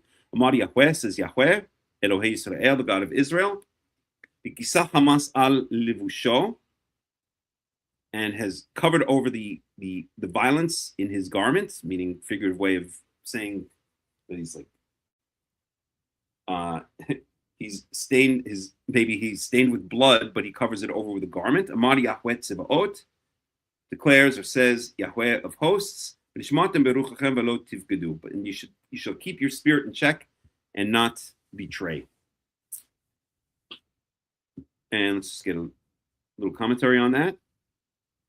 And you should guard yourselves with your spirit and not betray the wife of your youth, for I hate divorce, says the Lord God of Israel, and one who covers his garb with outrage, says the Lord of armies. You shall not guard yourselves with, and you shall guard yourselves with your spirit and not betray. You have wearied the Lord with your words. And okay, that goes on to the next already. Okay, that's verse 17. Hogatem Yahweh b'divrechem. You wearied Yahweh with your words. And you say, what? How have we, or in what way have we wearied? When you say that kol oser ra, you say about anyone who does evil, that is tov be'enei Yahweh, that is good in the eyes of Yahweh, ubehem hu chafetz, and that Yahweh desires such a person, or Yahweh is favorable to such a person, or ayeh Elohei HaMishpat, or where is the God of judgment? Okay, so this is much more simple Hebrew. This, I don't know. I have to go over this and look at different commentaries. We'll just leave this section for what it is. We'll just go with one commentary, transition commentary for now, but this is much more clear. Okay, so Gatam Yahweh b'divrechem. So you have you've mocked or wearied. You've wearied God. You've wearied Yahweh with your words. What are these words? Again, speaking to Judah, to Yehuda. And yet you say, what? How have we wearied? How have we wearied you? Okay. Because you say about every person who does evil, what do you say about them? Tov be'enei Yahweh, that they've done good, or they are good in the eyes of Yahweh.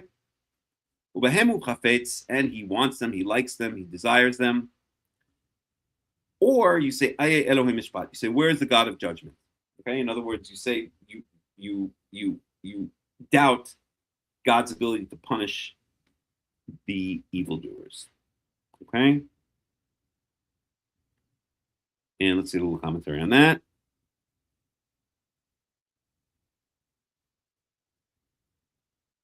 So that's verse 15. So going back to this. Okay, so that whole section is a bit and even Robert Alter here admits that the entire sentence is obscure. So I'm just going to skip ahead. So this verse might be the introduction to the prophecy recorded in the next chapter, because the malfeasance now is not divorce, but general perversion or rejection of divine justice. Okay? So maybe we're going to stop here, because I do want to get onto Leviticus 23, even though this is very interesting stuff.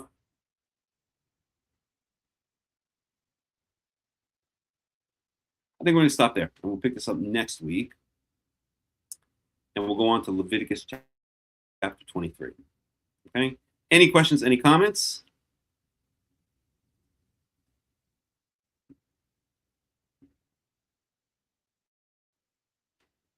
Okay. If not, let's go on to Leviticus chapter 23, and I really do want to finish Leviticus chapter 23 today. And Malachi chapter 3 is a bit less obscure. The Hebrew is a bit more straightforward there. At any rate, let's go over to Leviticus chapter 23, and we're up to the final of the holidays.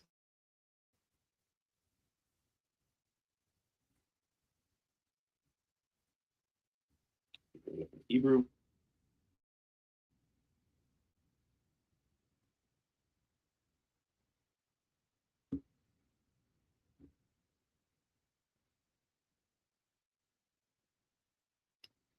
Let me find it here.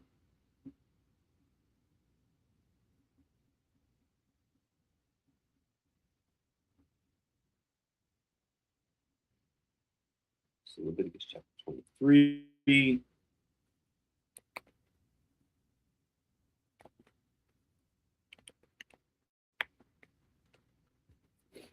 Okay.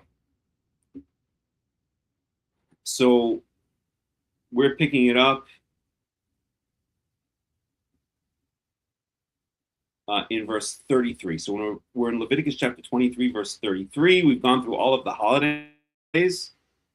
We've spoken about it a lot, so I'm not going to go over it again. And we're finally up to Sukkoth, Chag Sukkoth. So Chag Sukkoth is the holiday which represents the end of the agricultural year. The agricultural year in Israel lasts essentially 6 months.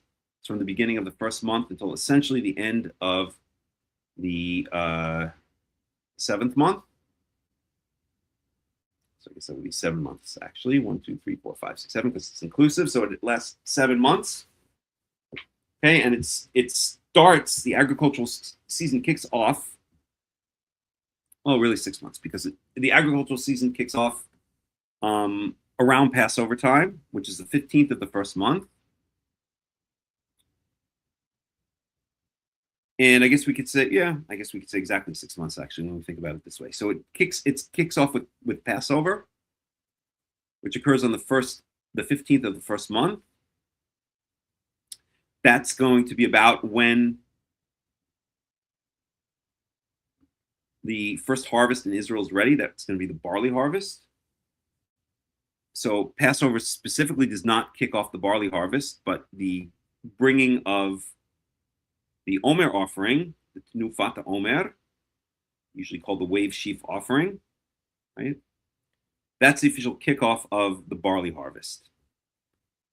And it's traditionally, I hate to use the word traditionally, but it seems to be associated with Passover or with Chag HaMatzot, okay? And in fact, Karaites usually understand the day of the Omer offering to be the day after the one and only Shabbat that falls within the 7 days of Passover. Since Passover, show me, have to go over there, okay? Since Passover, Chag HaMatzot lasts exactly 7 days, it's going to cover each day of the week once. That means there'll be one and only one Shabbat within Passover, within Chag HaMatzot, and the day following that one and only one Shabbat is going to be traditionally the way Karaites understand, although again it's not explicit and there is some discussion about it in Karaite circles, but it's usually understood that the day after that one Shabbat is the day that the Omer offering is going to be brought, which means essentially that Passover is the kickoff Passover is what we call it colloquially. The real name of the holiday is Chag HaMatzot, Festival of Unleavened Bread, is going to be the kickoff of the agricultural season, which starts with the first fruits of the first harvest, the earliest harvest in the land of Israel, which should be ready soon, about another 2 months, and that's going to be the barley harvest. The festival week, Shavuot, is associated, we've seen, with the wheat harvest. It's another wave offering. It's a Shavuot. And it's a wave offering of 2 loaves, okay, of wheat flour. So this is the first fruits festival week. So Chag Shavuot is the first fruits holiday of the wheat harvest, which comes 50 days later or 50 days after, actually 49 days after, specifically after the bringing of the Omer offering, after the first fruits offering of the barley harvest. And then then we arrive at the 7th month. In the 7th month, we have a bunch of festivals. We spoke about this last week. Zikaron Teruah, as it's called in the Hebrew, is a day that we shout out to heaven with trumpets, with shofar, with singing, with shouting, with however we can, to get Yahweh's attention so he'll remember us. Why do we want him to remember us? Because on the 10th day, we're asking for forgiveness. The festival or the holiday of Yom Kippurim, as we see in Leviticus chapter 16, which we learned earlier when we went through Leviticus, is really associated with sins connected to, first and foremost, is associated with sins connected to the defiling of Yahweh's sanctuary. So bringing improper sacrifices, not following the rules of the sacrifices, not being in a state of ritual cleanliness, of tahara, when approaching the holy areas of the sanctuary. That's first and foremost what it is, to gain atonement for that. To gain, it's more than forgiveness, atonement. Basically, as I said last week, it's the holiday that we ask Yahweh to forget. So sometimes I like to call the festival, I'll call Yom Teruah, which they translate here as the festival of trumpets. Some people call it the festival of noise making. I'll sometimes call it the festival of getting Yahweh to remember, and the Day of Atonement of getting Yahweh to forget. And we spoke about that last week. We actually said that if we look in the Hebrew, that Yom Teruah, right? It's not even called Yom Teruah. It's called Zikaron Teruah. So it's a day, quote unquote, in parentheses. It's a remembrance through shouting out to heaven. Here they call it the Feast of Trumpets. Sometimes they'll call it the Day of Shouting. It's translated in all different ways. The essential idea is we shout out to heaven to get him to remember us, to get Yahweh to remember us. And then we spoke about Yom Kippurim, and we spoke about how the word Kippurim comes from the underlying root kafar, chaf peresh, which means to cover. And figuratively means we're asking Yahweh to cover over his eyes. I pointed to the article I wrote in Karaite Insights, which shows this figurative meaning. So for instance, when Yaakov gives gifts to Esav, it says, Achpara panav, I will cover over his face with these gifts. It's a common figure of speech in biblical Hebrew, in ancient Hebrew, right? The covering over one's face, the covering over one's eyes to get them to forget something. And that's what we're asking Yahweh to do on Yom Kippurim. How are we doing that? By showing that we're sorry, by showing that we take our sins, that we acknowledge and are explicitly asking forgiveness for our sins. And we do that by fasting, right? Where is that in Hebrew? Here. Or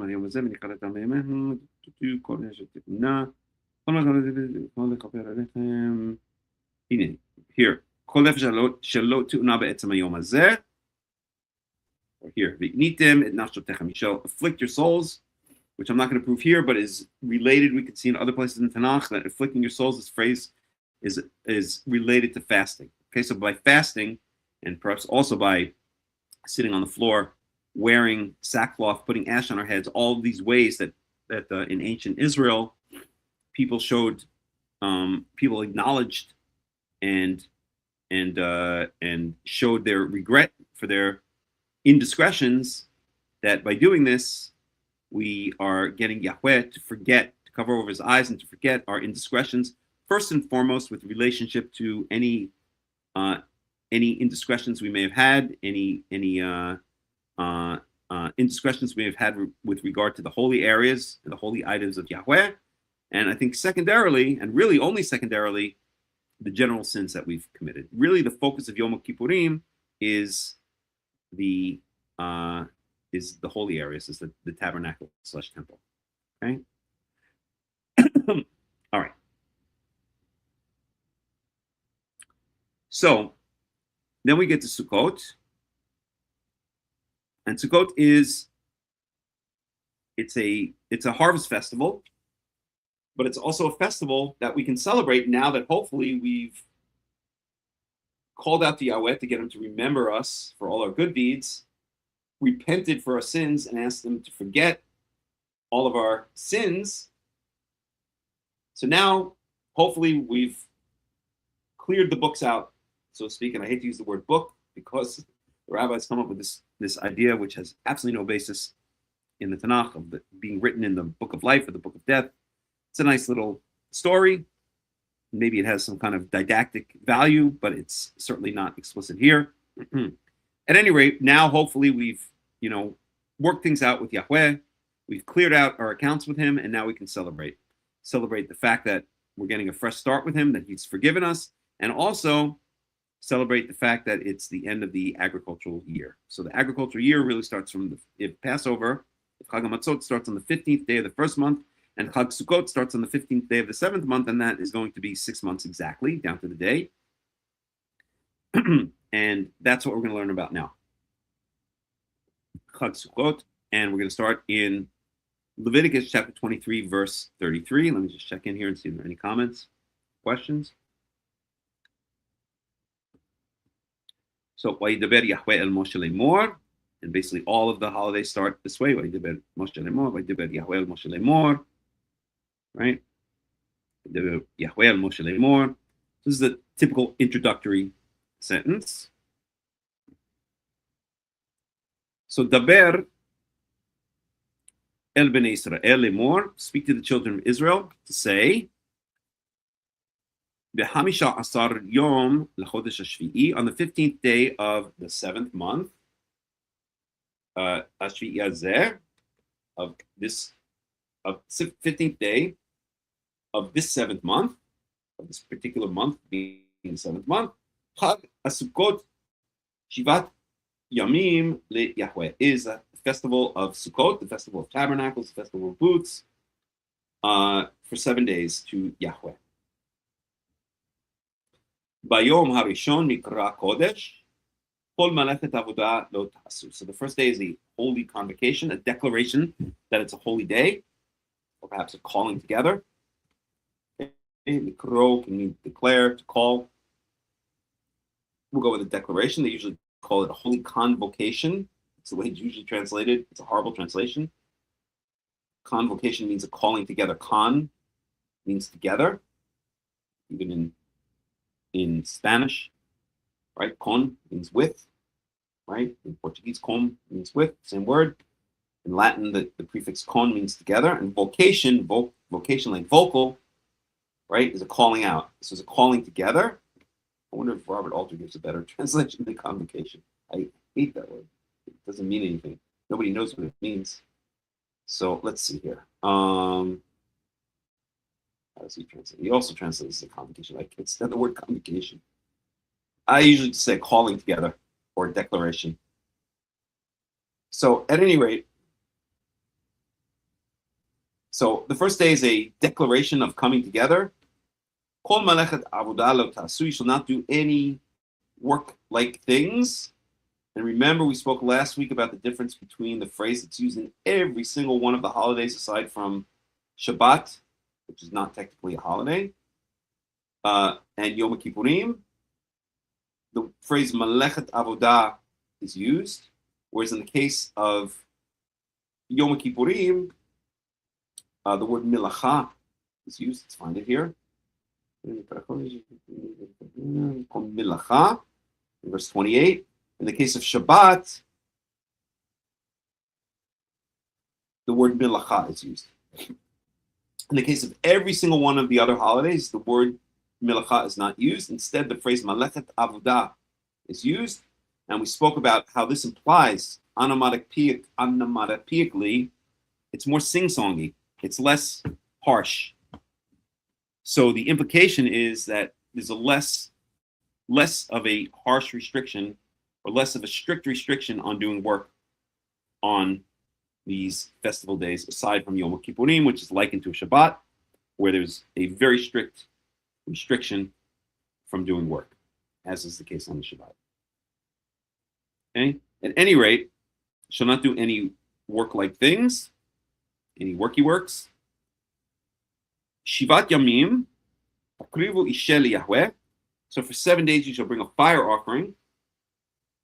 Fire offering is very specifically means anything that's called a fire offering means an offering that's thrown on the altar. That's the altar, the copper-covered altar in the courtyard of the tabernacle / temple. Window a little bit here. Bayom Shmini Mikra Kodesh. So on the 8th day, what's known as Shmini Atzeret, colloquially, is also a declaration of coming together. Okay, it's the declaration of a holy day for coming together. Yelechem shall be for you. Vikravtem Misheli Yahweh, and you shall also bring, or you shall bring a fire offering to Yahweh. Atzeret ki kol malechet avodah lo ta'asu. It's an atzeret. Atzeret is a difficult word to translate. Let's see how they translate it here. They translate it as sacred assembly. I don't like that translation at all. Here, they translate it as, oops.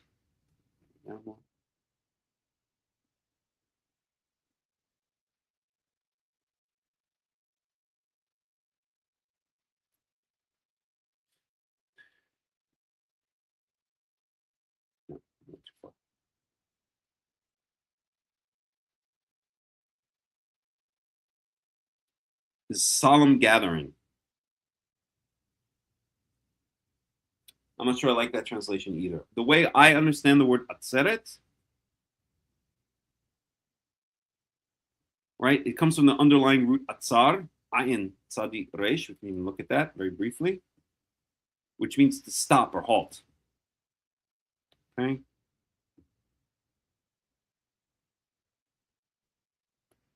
Okay.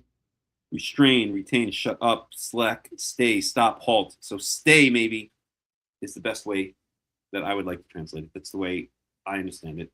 So the way I've always explained this 8th day, this atzeret, this 8th day, which is technically, one second,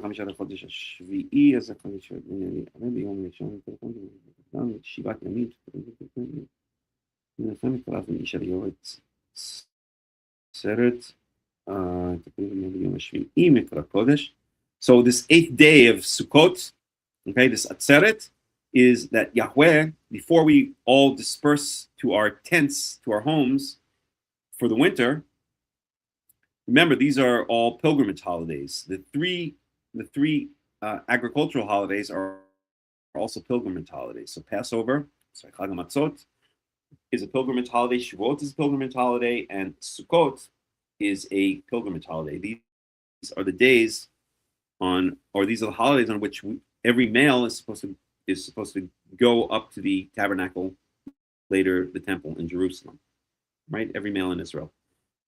So before all of Israel, which we have now celebrated this final harvest festival, and harvest festivals were and still are to this day common throughout all the world, okay? But of course, this is the Torah's take on a harvest festival. So before all of Israel disperses to their own houses for the winter time, for the next almost 6 months, where there's not much going on in terms of agriculture, right? We can look at the Gezer calendar. Maybe we'll do that in a second. No, I don't want to sidetrack too much, okay? But the wintertime, there's not much going on. There's some plowing and there's some planting of seeds, but that's about it. Then you wait for the next spring to come, because things don't grow. I shouldn't say they don't grow. In the land of Israel, as anyone knows who lives here, everything really starts growing once the rains come, and the rains come around Sukkoth time. Things start greening up, but nothing is ready for the next 6 months. Everything is just at that point beginning to sprout. And when will it be ready? It's ready in Passover time, which is in the civil calendar, March or April. Okay, so this one last day, the way I understand it is, the way I always explain it, is that Yahweh wants this one last day where we stay behind, where we stay, atzeret, remember, coming from the underlying root atzar, which means to stay, stop, right? In modern Hebrew, atzor means stop, or if you're arrested by the police, God forbid, they otzer otcha, right, the policeman arrests you, okay? So even in modern Hebrew, it means, okay? So, so this one last day where we stay behind, one last day, Yahweh wants one last day with his beloved nation, with his beloved people. He's going to miss us. I know this sounds almost like I'm anthropomorphizing God, and I'm anthropomorphizing Yahweh, but if anyone has ever read any of my writings and any of my ideas that I've expressed, I don't think I'm doing that. Yahweh is extremely emotional. He loves, he hates, he misses us. He cares about us. He feels betrayed by us. He feels angry when he's betrayed. He can lash out when that anger cannot be controlled, just like we as human beings do. We're made in his image. So if we're made as emotional beings, then he's emotional as well. Okay? Some people think that emotions are just, a sign of deviation from the ways of God, from the ways of Yahweh. And I don't think this bears itself out at all in the Tanakh. The emotions that Yahweh gives us, these feelings of love, of hatred, of betrayal, of anger, of loss, of missing us, these are in us because they're in Yahweh. Okay? So I think that the way I've always explained the holiday of Atzeret is he's going to miss us. We're gone for 6 months. We're not going to see him. And I don't mean this is like some like Hasidic story kind of thing. I really mean this is literally why he instituted this holiday. He wants one more day with his beloved nation Israel. Remember, he loves the nation of Israel. We're his favorite nation, whether the rest of the nations like it or not. We're his favorite son, just as Joseph was the favorite son of Jacob. And Joseph essentially was the firstborn of Jacob. He was made the firstborn. What's the proof of that? His two sons, Menashe and Ephraim, each got status as tribes alongside with the other 11 brothers. Right, so there are essentially 13 tribes of Israel, not 12. The Levites are taken out because they're not given a land inheritance. So he loves us. He's going to miss us. So he wants one last day with his nation Israel. He wants to see us all assembled there, all rejoicing with him, all sacrificing to him, all worshiping him, giving him the honor that he deserves as a father and the fear that he deserves as a master, as we saw in Malachi chapter 1, right? So that's the way I understand the idea of Atzeret. Okay? And on this 8th day of Sukkot, I guess some would say it's not technically part of Sukkot, but I think that's already just semantics. I think it is basically part of Sukkot. So on this day, what do we saw it's a Mikra Kodesh, a declaration of a holy day for coming together on a holy day. And we don't do any work-like things. Melechet Avodah, there's that phrase Melechet Avodah rather than Melacha. So less strict, okay, refraining from work, lo ta'asu, okay, you shall not do. Okay, so any questions so far? We'll finish up soon. Shalom Zev, ma shlomcha?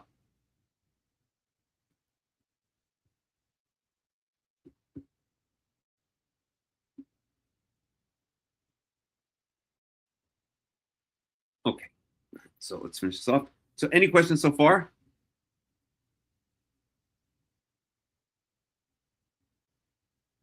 No? So then we get a summary sentence.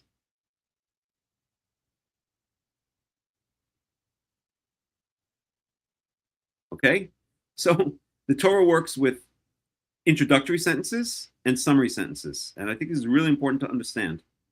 Okay, we have an introductory sentence here. This is the introductory sentence for the Moadim, for the yearly holidays, what's usually translated as the appointed times. Okay? Ele Moed Yahweh. Sorry. אלה מועדי יהוה, מקראי קודש, שתקראו אותם במועדם. These are the appointed times of Yahweh, the yearly holidays of Yahweh, which you shall declare, or Mikra Kodesh, holy declarations of holy days or of coming together. Asher tikru otam b'mo'adam, that you should declare them in their correct times. Okay? That's the opening, and then we go through all of the holidays, right? The 5 different holidays. Now we get a closing sentence here. Okay? Elamode Yahweh, asher tikru otam b'mikra kodesh. Okay? This is the closing sentence. It's almost word for word the same as the opening sentence. So here we have Elamo de Yahweh, shetikru otam b'mikra kodesh. These are the appointed times of Yahweh, which you shall declare them as holy convocations. And here we have, okay, Elamo de Yahweh, mikra kodesh, shetikru otam b'mo'adam. Right, so very similar sentence.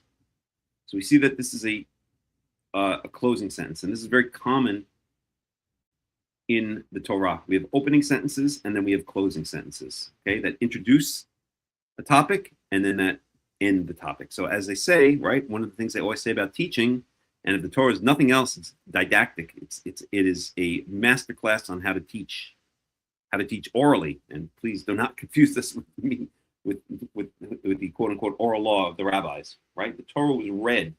People didn't have Torah scrolls. They didn't have internet. They didn't have books. Books weren't invented until the 1400s, 1300s, right?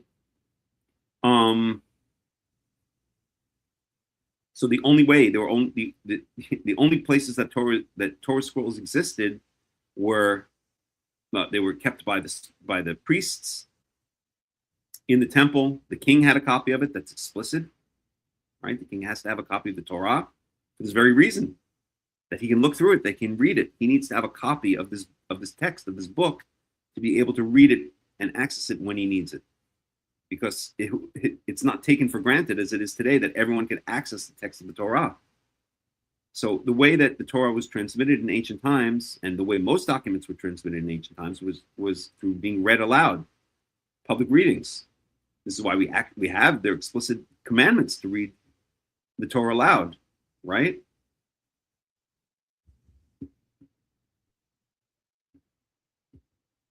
So we have, let's find it here for 1 second.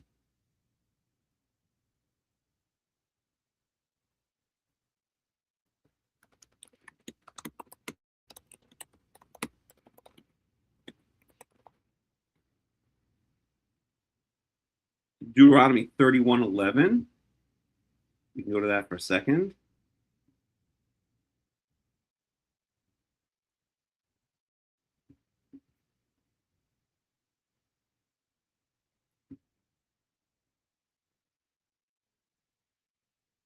Let's go to call 31.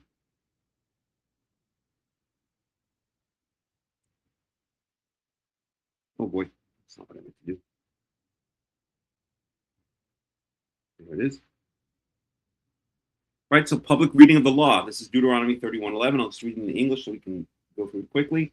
So Moses wrote down this law and gave it to the Levitical priests. Okay, so we see who has a copy of the law, the Kohanim. Okay, I'll just bring this up in Hebrew for 1 second. It's Deuteronomy 31.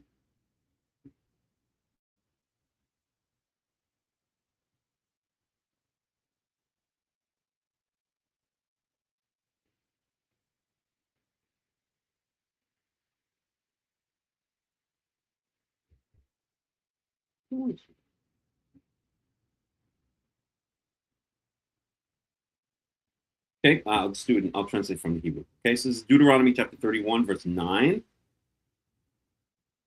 Okay, well, I'm going to do it in English just so we can. I don't want to sidetrack too much. Okay, give it to the Levitical priests who carried the Ark of the Covenant of the Lord. I just want to check one thing here.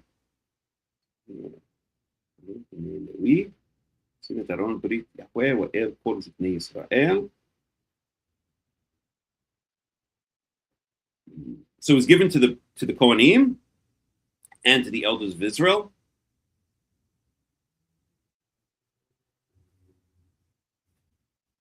Okay. So does this mean copies, different copies of it, or does it mean he wrote one? I think it implies here that he wrote one copy of this. He wrote all this down and gave it over to the priests, the Kohanim, for safekeeping. Right? The Kohanim served many purposes, and one of the purposes is, in a sense, to preserve the transmission, right? To preserve the integrity of the law that Moses got from Yahweh, and to judge the people based on it. So they also need a copy of it, right? We saw that in Deuteronomy chapter 17, verse 9. And to the elders of Israel. So I think there's one copy that was then handed over to the priests, essentially.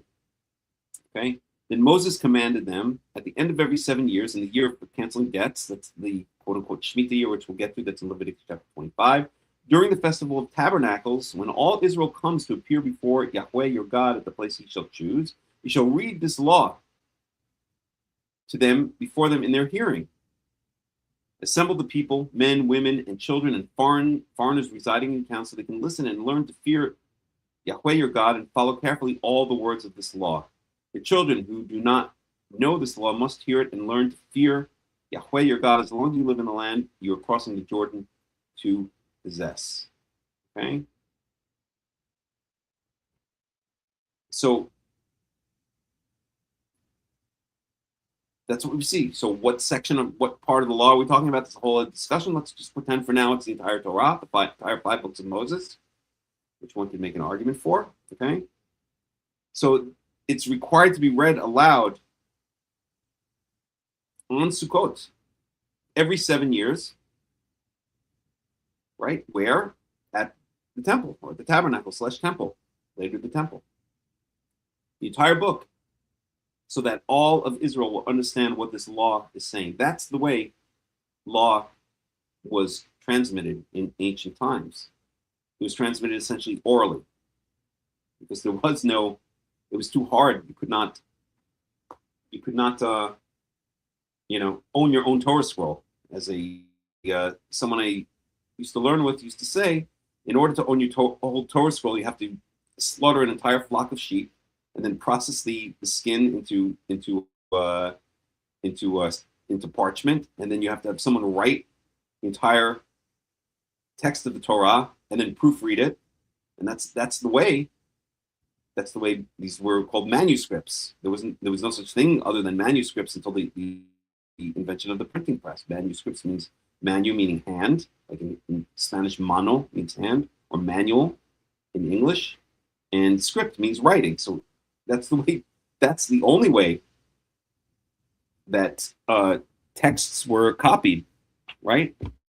From one copy to another. And of course, errors, each time a text was copied, errors were introduced. Some of those errors made their way down into the later text, into the Masoretic text. We saw an example one before in Malachi chapter 2, where it says er ve'oseh, er ve'oneh, and Robert Alter made the comment that it was probably originally ed ve'oneh, right? That because of Daled, let's see, it's Daled in the ancient script. Well, maybe it's later already when the Asherite script, the square script, Daled in the square Assyrian script that's used today, looks like a resh. So if it already that error 8. Hey, I'm sure what you're doing. It's not funny. This is not a cat cafe here. Get over here. Get over here. Want to go out for a little while and run around? Go run around for a little while. Go. I have 2 cats. One cat is extremely active, that's Shoham. The other one just lies there like a lump all day long. That's Lavi. Shosha, what are you doing? What planet Earth are you doing? Oh my God. All right. Any rate. So that's the way. So since it was so rare and so expensive and so difficult to copy a text in ancient times, up to the invention of the printing press, the way that information was, well, there were 2 main ways. One was, such as the Code of Hammurabi, that's why it was even found. One was that it was displayed in a public place. It was written, it was chiseled into stone or some other method and displayed in a public place. And the other way is that it was read aloud. And this is one of the proofs, not getting too far off track, which I'm sorry we're already doing, But this is one of the proofs of the Karaite approach, because the Torah was, this to me is one of the proofs of the Karaite approach, because the Torah was meant to be read aloud to everybody. You didn't need interpretation. You didn't need long books to allow the people to understand it. The Torah itself was meant to be understood in a public reading when read aloud by the average Israelite. We see that right here in Deuteronomy chapter 31. If the Torah is this obscure document that has to be understood and interpreted by an elitist or an elite sequestered scribal class, as essentially that's what the rabbis believe, we need their interpretations, their understandings in order to understand it, which may be the case in later years when Israel got disconnected from its own land and its own culture, but then the rabbis came in and took advantage of that to make some, a bizarre version of the Torah. But in ancient Israel, the Torah itself was understandable by the common person. Again, another this same person that I used to learn with always say something along the lines of any understanding or any interpretation of the Torah that would not have been understood by an Israelite shepherd in a public reading could not be correct. And that's right on target. That's 100% on target. The Torah itself is a didactic document. It's a document of teaching that already includes many aspects of teaching of anyone who's ever taught school or anything else, taught classes, knows, right? Or even taught their own children, knows that there are certain techniques that you have to use, such as repetition. The Torah constantly repeats itself again and again and again. Like, Dad, stop already. You've told us that 1,000,000 times, right? That's what the Torah does. It repeats Shabbat. I don't even know. I can't remember the exact count. At least 10 times in the Torah, not in the Tanakh. Shabbat is mentioned. The holidays are mentioned in a number of different places. Many things are mentioned again and again, and also it's associative. It's as I like to say, it's the earliest. I don't know about the earliest, but I'll call it that. An early hyperlinked document, right? Where it jumps from topic to topic based on association, the way people might remember, not in some like formal order. It'll jump from one thing to the other. So we saw actually in Leviticus 23 is a perfect example that in Leviticus 23, where is it?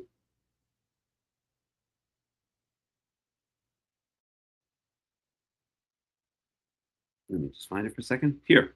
So after the holiday of Shavuot, which speaks about bringing the 2 loaves of wheat to kick off the wheat harvest, right? First fruits offering of the wheat harvest. Then it says in Leviticus chapter 23, verse 22, when you reap the harvest of your land, do not reap to the very edges of your field or gather the gleanings of your harvest, right? This is pe'an leket.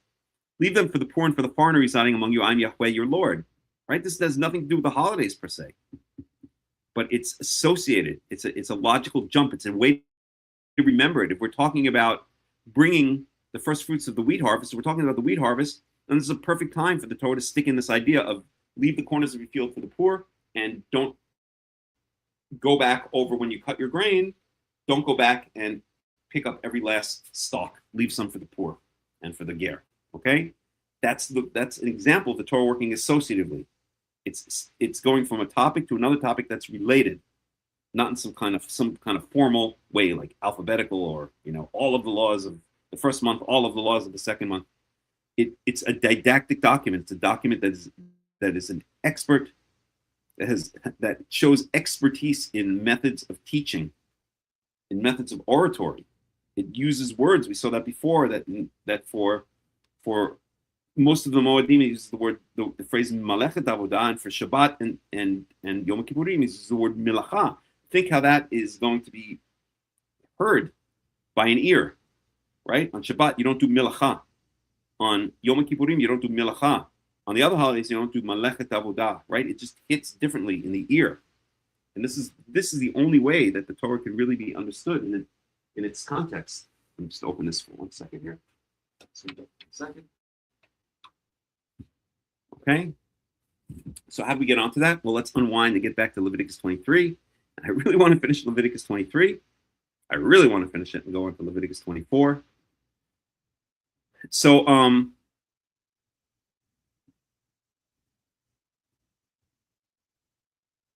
right. So this is the summary. This is a summarizing sentence. El moedei Yahweh shetikru otam mikrei kodesh nakriv ishel Yahweh, to bring a fire offering to Yahweh. Okay. Ola wa mincha zevach u nisachim devar yom biyomo. Okay, so this is now talking about bringing the fire offerings. Again, we said anything that's called a fire offering, that's an offering that's thrown on the altar of sacrifice. And olah is usually translated as a burnt offering, but I like to translate it as a fully burnt offering. The entire animal is thrown onto the fire, except for certain unacceptable pieces like the skin that are removed. But the rest of the animal is thrown and fully burnt on the sacrificial pyre. Mincha, zevach nisachim. So these are the grain offerings and the wine offerings that go with it. The libation offerings that go with it. Okay. Devar yom biyomo. So each day according to its its day, right? Each day according to its law. So this is all summary language. Okay, it's telling us. I remember how I got into this. So what is the Torah doing? It's doing what the classic method for teaching, right? Which is tell us what the teacher is supposed to. The teacher, a good teacher, tells you what he's going to tell you, or tells you what she's going to tell you, tells you what he or she's going to tell you, then tells you it, and then tells you what he or she told you. And that's exactly what the Torah is doing here. Here's the introductory sentence. It's telling us what the Torah is going to tell us, or what the section of the Torah is going to tell us. Then it tells us it, and then it tells us what it told us. And that's what this is. This is a summary sentence. Okay? Mirvad Shabbatot Yahweh. Okay, so this already shows that, and we mentioned this when we started studying Leviticus chapter 23, that Shabbat is not considered a moed. It's associated with a moed. That's another example of the way the Torah works associatively, right? Shabbat is lumped together with the moedim because it occurs once a week, but it's not a moed. Specifically, a moed is a holiday that occurs once a year. It's a yearly festival, not a weekly festival. But here we have Shabbat lumped together with it, and those many people who don't really understand the way the Torah works will say that Shabbat is also a moed. Okay, because it says in verse 1, before it introduces Shabbat, it says it's going to tell us about, okay, the Moadei Yahweh, and then comes the Shabbat. So if you're not versed in the way the language of the Torah works, the way biblical Hebrew works, then you're going to think that the Shabbat is a moed. It's actually not a moed. It's a jump, an associative jump to a holiday that's like a moed, because just as a moed occurs once a year and has restrictions of work on it, so the Shabbat occurs once a week and has restrictions of work on it, but it is not a moed. And this verse here that we see proves it.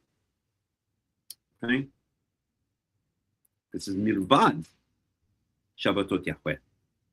So here it's speaking about the sacrifices, the fire offerings that you bring on the Moedim, and this is in addition to or aside from those that you bring on the Shabbat.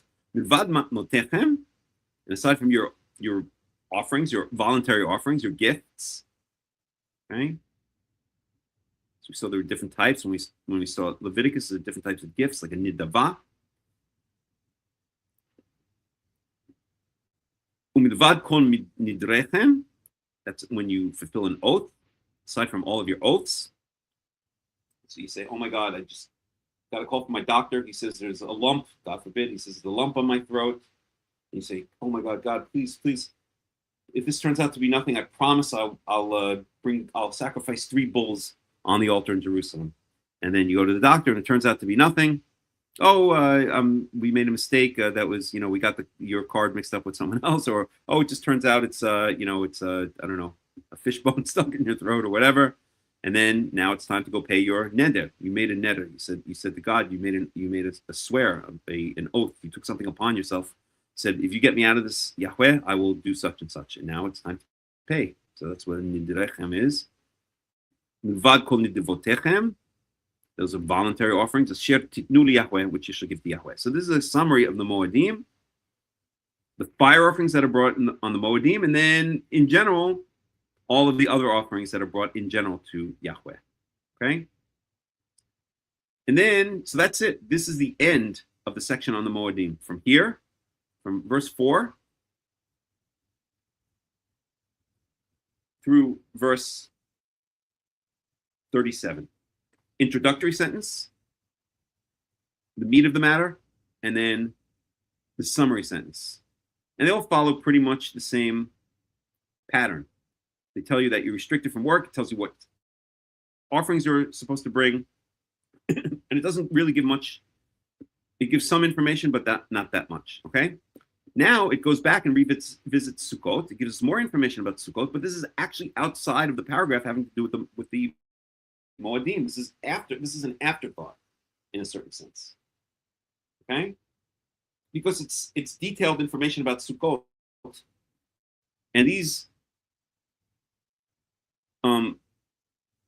explanations of the holidays they're detailed, but they're detailed in very specific ways. They're telling us what sacrifices we're supposed to bring. They're giving us a little bit of information, maybe a bit more in the case of Yom Kippurim, about what the holiday is about, but it doesn't go into great detail about what we're supposed to do in the holiday. So for instance, Yom Kippurim, we don't go into great detail about it. It tells us we're supposed to do fast, but for the great detail of exactly what's supposed to be done on Yom Kippurim, you have to go to Leviticus chapter 16, okay? And the same here. So the Torah now sticks the details, or some of the details, about what else is supposed to be done on Chag Sukkot right here. Okay? And let me try to finish this off. There's a lot to say about this, but I want to finish it off. I want to go into Leviticus 24 next time. I really do. I've been saying this for weeks, so let's just read through this. Verse 39, Ach, b'chamisha asar liyom lechodesh hashvi'i. So this Ach implies, we've seen this word Ach before. We saw the word Ach as a connector between, where is it? Here, verse 27, as a connector between between Yom Teruah, the day of shouting, the festival of trumpets, what the rabbis incorrectly call Rosh Hashanah, and Yom Kippurim, and joins the two together. Okay, so this Ach is kind of a joining thing. Okay, or in addition, or now we're going to go back and clarify a bit more about Sukkot. That want to come inside? Okay, sure, but just don't go crazy. Come here, baby. Come here. You can't go crazy. Okay, it's not a kiddie playground. All right. Come. No. Show. No. Come over here. Come here. Stay. I know. You want to crawl over the place. I got it. You want to crawl around on my keyboard. I understand. Okay. Oh, yeah. You know what? I think I'm going to throw you out again for a little while. 1 second. I'm just make sure you didn't miss anything up. Okay. So, Ach b'chamisha asar yom lechodesh hashvi'i. No, I guess we're going to talk about this next week. I'm sorry to say. This is late. We've been going at this for 3 hours almost. I'm tired, and there's a lot to speak about here. So we're going to do one more week of Leviticus 23. That's just the way it is. Okay, I'm going to summarize here. I'm going to end up here. I'm going to do what I said the Torah does. I'm going to tell you, I told you at the beginning what we're going to talk about, and then we talked about it, and now I'm going to tell you what we spoke about. So let's summarize what we learned today. Hey, excuse me. What do you think you're doing? No. I have to throw it up. I'm sorry. That's enough. You're going out. Excuse me for 1 second. Show. You can't do that, sweetie. No. Out. Stay out. Okay. So we spoke about the situation of the Jews in the United States, the last major concentration of Jews in the world outside of the land of Israel. We spoke about my belief, my prediction, my quote-unquote prophecy. I want to call it that, although I don't mean it in a literal sense, that the Jews have 10 more years left in the United States, and that we can, if we subtract 100 years off the current year, we can very interestingly, and I'm not saying there's some deeper meaning in this, but it's just a interesting observation. We could see that the situation in the United States is very similar to the situation that was in Germany and in Europe 100 years ago. So if we are now in 2026, 100 years ago was 1926, Germany was having a lot of problems, a lot of the same problems that the United States was. Morally, it was decayed. It was corrupt. There were all kinds of, some of the same things. Apparently, somebody told me today that they were also pushing the idea of, trannies in Germany back in the 1920s in the Weimar Republic. I don't know if that's true or not, so you can look it up. But the country was falling apart economically, socially, spiritually, and in many other ways. The Jews were beginning to be targeted for blame, whether right or wrong, I'm not getting into that, for this decay. And this ultimately led to the rise of Hitler and the expulsion / ultimate extermination of the Jews. So we could see a similar situation happening in the United States right now. And so it's time for us to get out of that country. That's number one. We spoke about Malachi, book of Malachi, and we encountered some passages which were a bit cryptic, but I guess it seemed to be at the end of the day speaking about, it was a tirade against Judah and a tirade against not being loyal to the wife of your youth. One could even say a tirade against divorce, although I think there's a lot more going on than that. I myself will have to go over that with a bunch of different commentaries, but that's what we saw. And then we went on to Leviticus 23. We spoke about Sukkoth, when it occurs. We spoke about how it is the culmination of the 6-month agricultural year or agricultural cycle in Israel, that it's a holiday celebrating the fact that we've gained forgiveness for our indiscretions after Yom Kippurim, and also it's a festival, it's a harvest festival, as so many ancient and even modern cultures have to this day. And we spoke about how the Torah works in various ways. Onomatopoeia, meaning words that their very sounds express the feeling or the idea behind them. Associativeness, right? Hypertext. The Torah is essentially a hypertext document. HTML means hypertext markup language, and so I like to call the Torah the original. It's not the original. Many ancient documents are this way, but quote unquote the original HTML, the original Wikipedia, right? You can jump from topic to topic, and we saw how topics are related by where they might be logically associated or remembered. And we saw here that the summary sentence for all of the Moedim occurs here, but then afterwards, more information is added about Sukkoth, which we're going to discuss next week. For the 7th week, we'll be learning Leviticus chapter 23, and I hope next week will indeed be the last week. So before we go, any questions, any comments before we sum up here? If not, then I'm going to thank you all for joining me. I'm going to wish you all, Shabbat Shalom and a Shavua Tov, wherever you might be in the world. And then just some technical issues. So we now have an announcements group, a WhatsApp announcements group, where you can get informed of our studies and other activities that are available to the public. That should be in the description. Wherever you saw the description for this talk, if you scroll down, you'll see Connect with Us. And then we also have the ability now to join the World Alliance of Qara'im for a very reasonable monthly fee. And I explained my reasons for doing this in previous talks. I'm not going to go over it again, but I will post a link. So if you want to become a member of the World Alliance of Qara'im, and then you'll be part of a private World Alliance of Qara'im community. We're going to have special talks, studies, lectures just for that community. And then you could do so by visiting this link here. I'll post it. And these are the ones I wanted to separate the wheat, the wheat from the chaff. And that was one of my main reasons for doing this. I want people who are really serious about being part of the World Alliance of Qara'im to prove it. It also helps us raise a budget. We have a lot of plans for the coming year, for the next coming years. and this helps support us financially. So consider joining the World Alliance of Qara'im as a member, and you'll get many benefits. If not, then of course you can attend these weekly Shabbat studies, which will always remain free and open to the public, and maybe once in a while do some other studies. But there'll be much more, both community and talks, lectures, studies for those who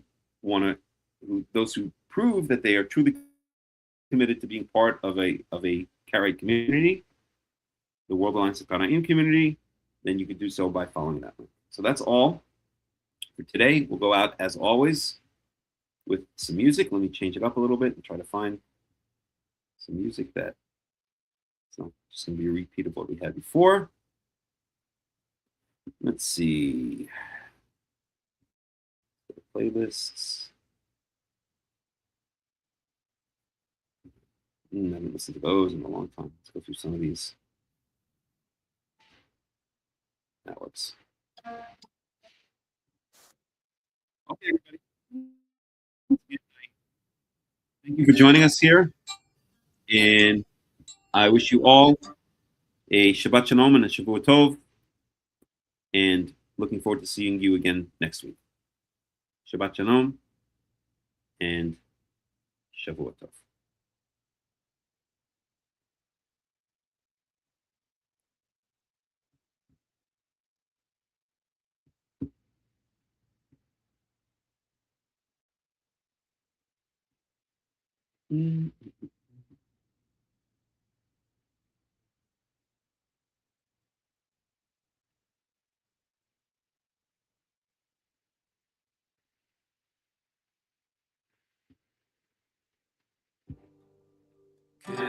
הילדה אור על אפיקי מים כנפשי תאור אליך אלוקים כהילדה אור על אפיקי מים כנפשי תאור אליך אלוקים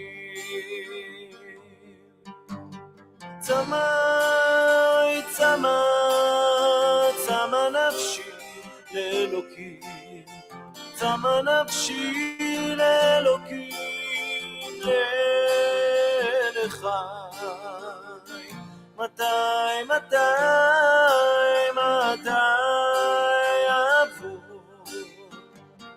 מתי יבוא וראה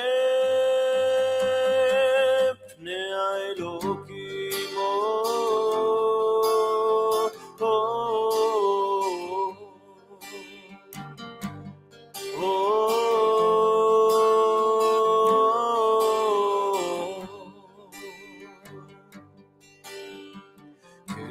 כהילדה אור על אפיקי מים כנפשי תאור אליך אלוקים כהילדה אור על אפיקי מים כנפשי תאור אליך אלוקים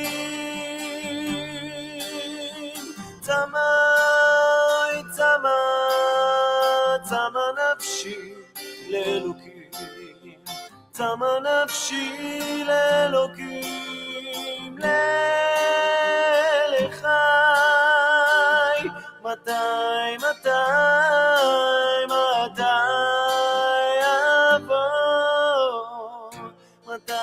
יבוא וראה פני האלוקים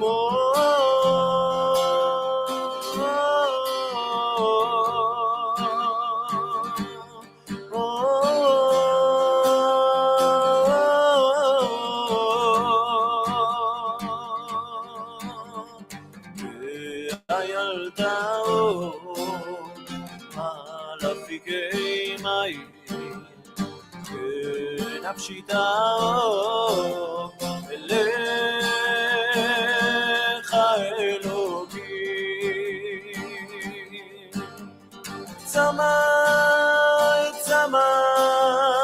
צמא נפשי לאלוקים, צמא נפשי אלוקים, אליך מתי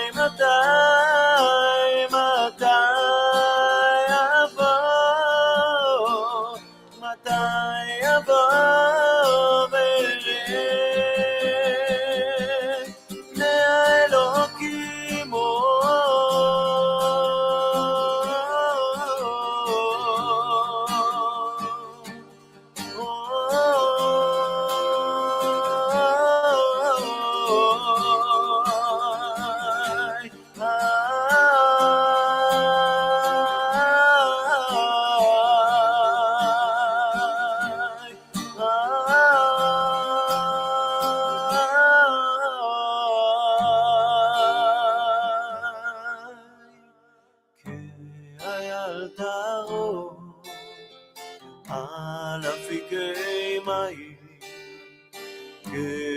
נפשי תערוג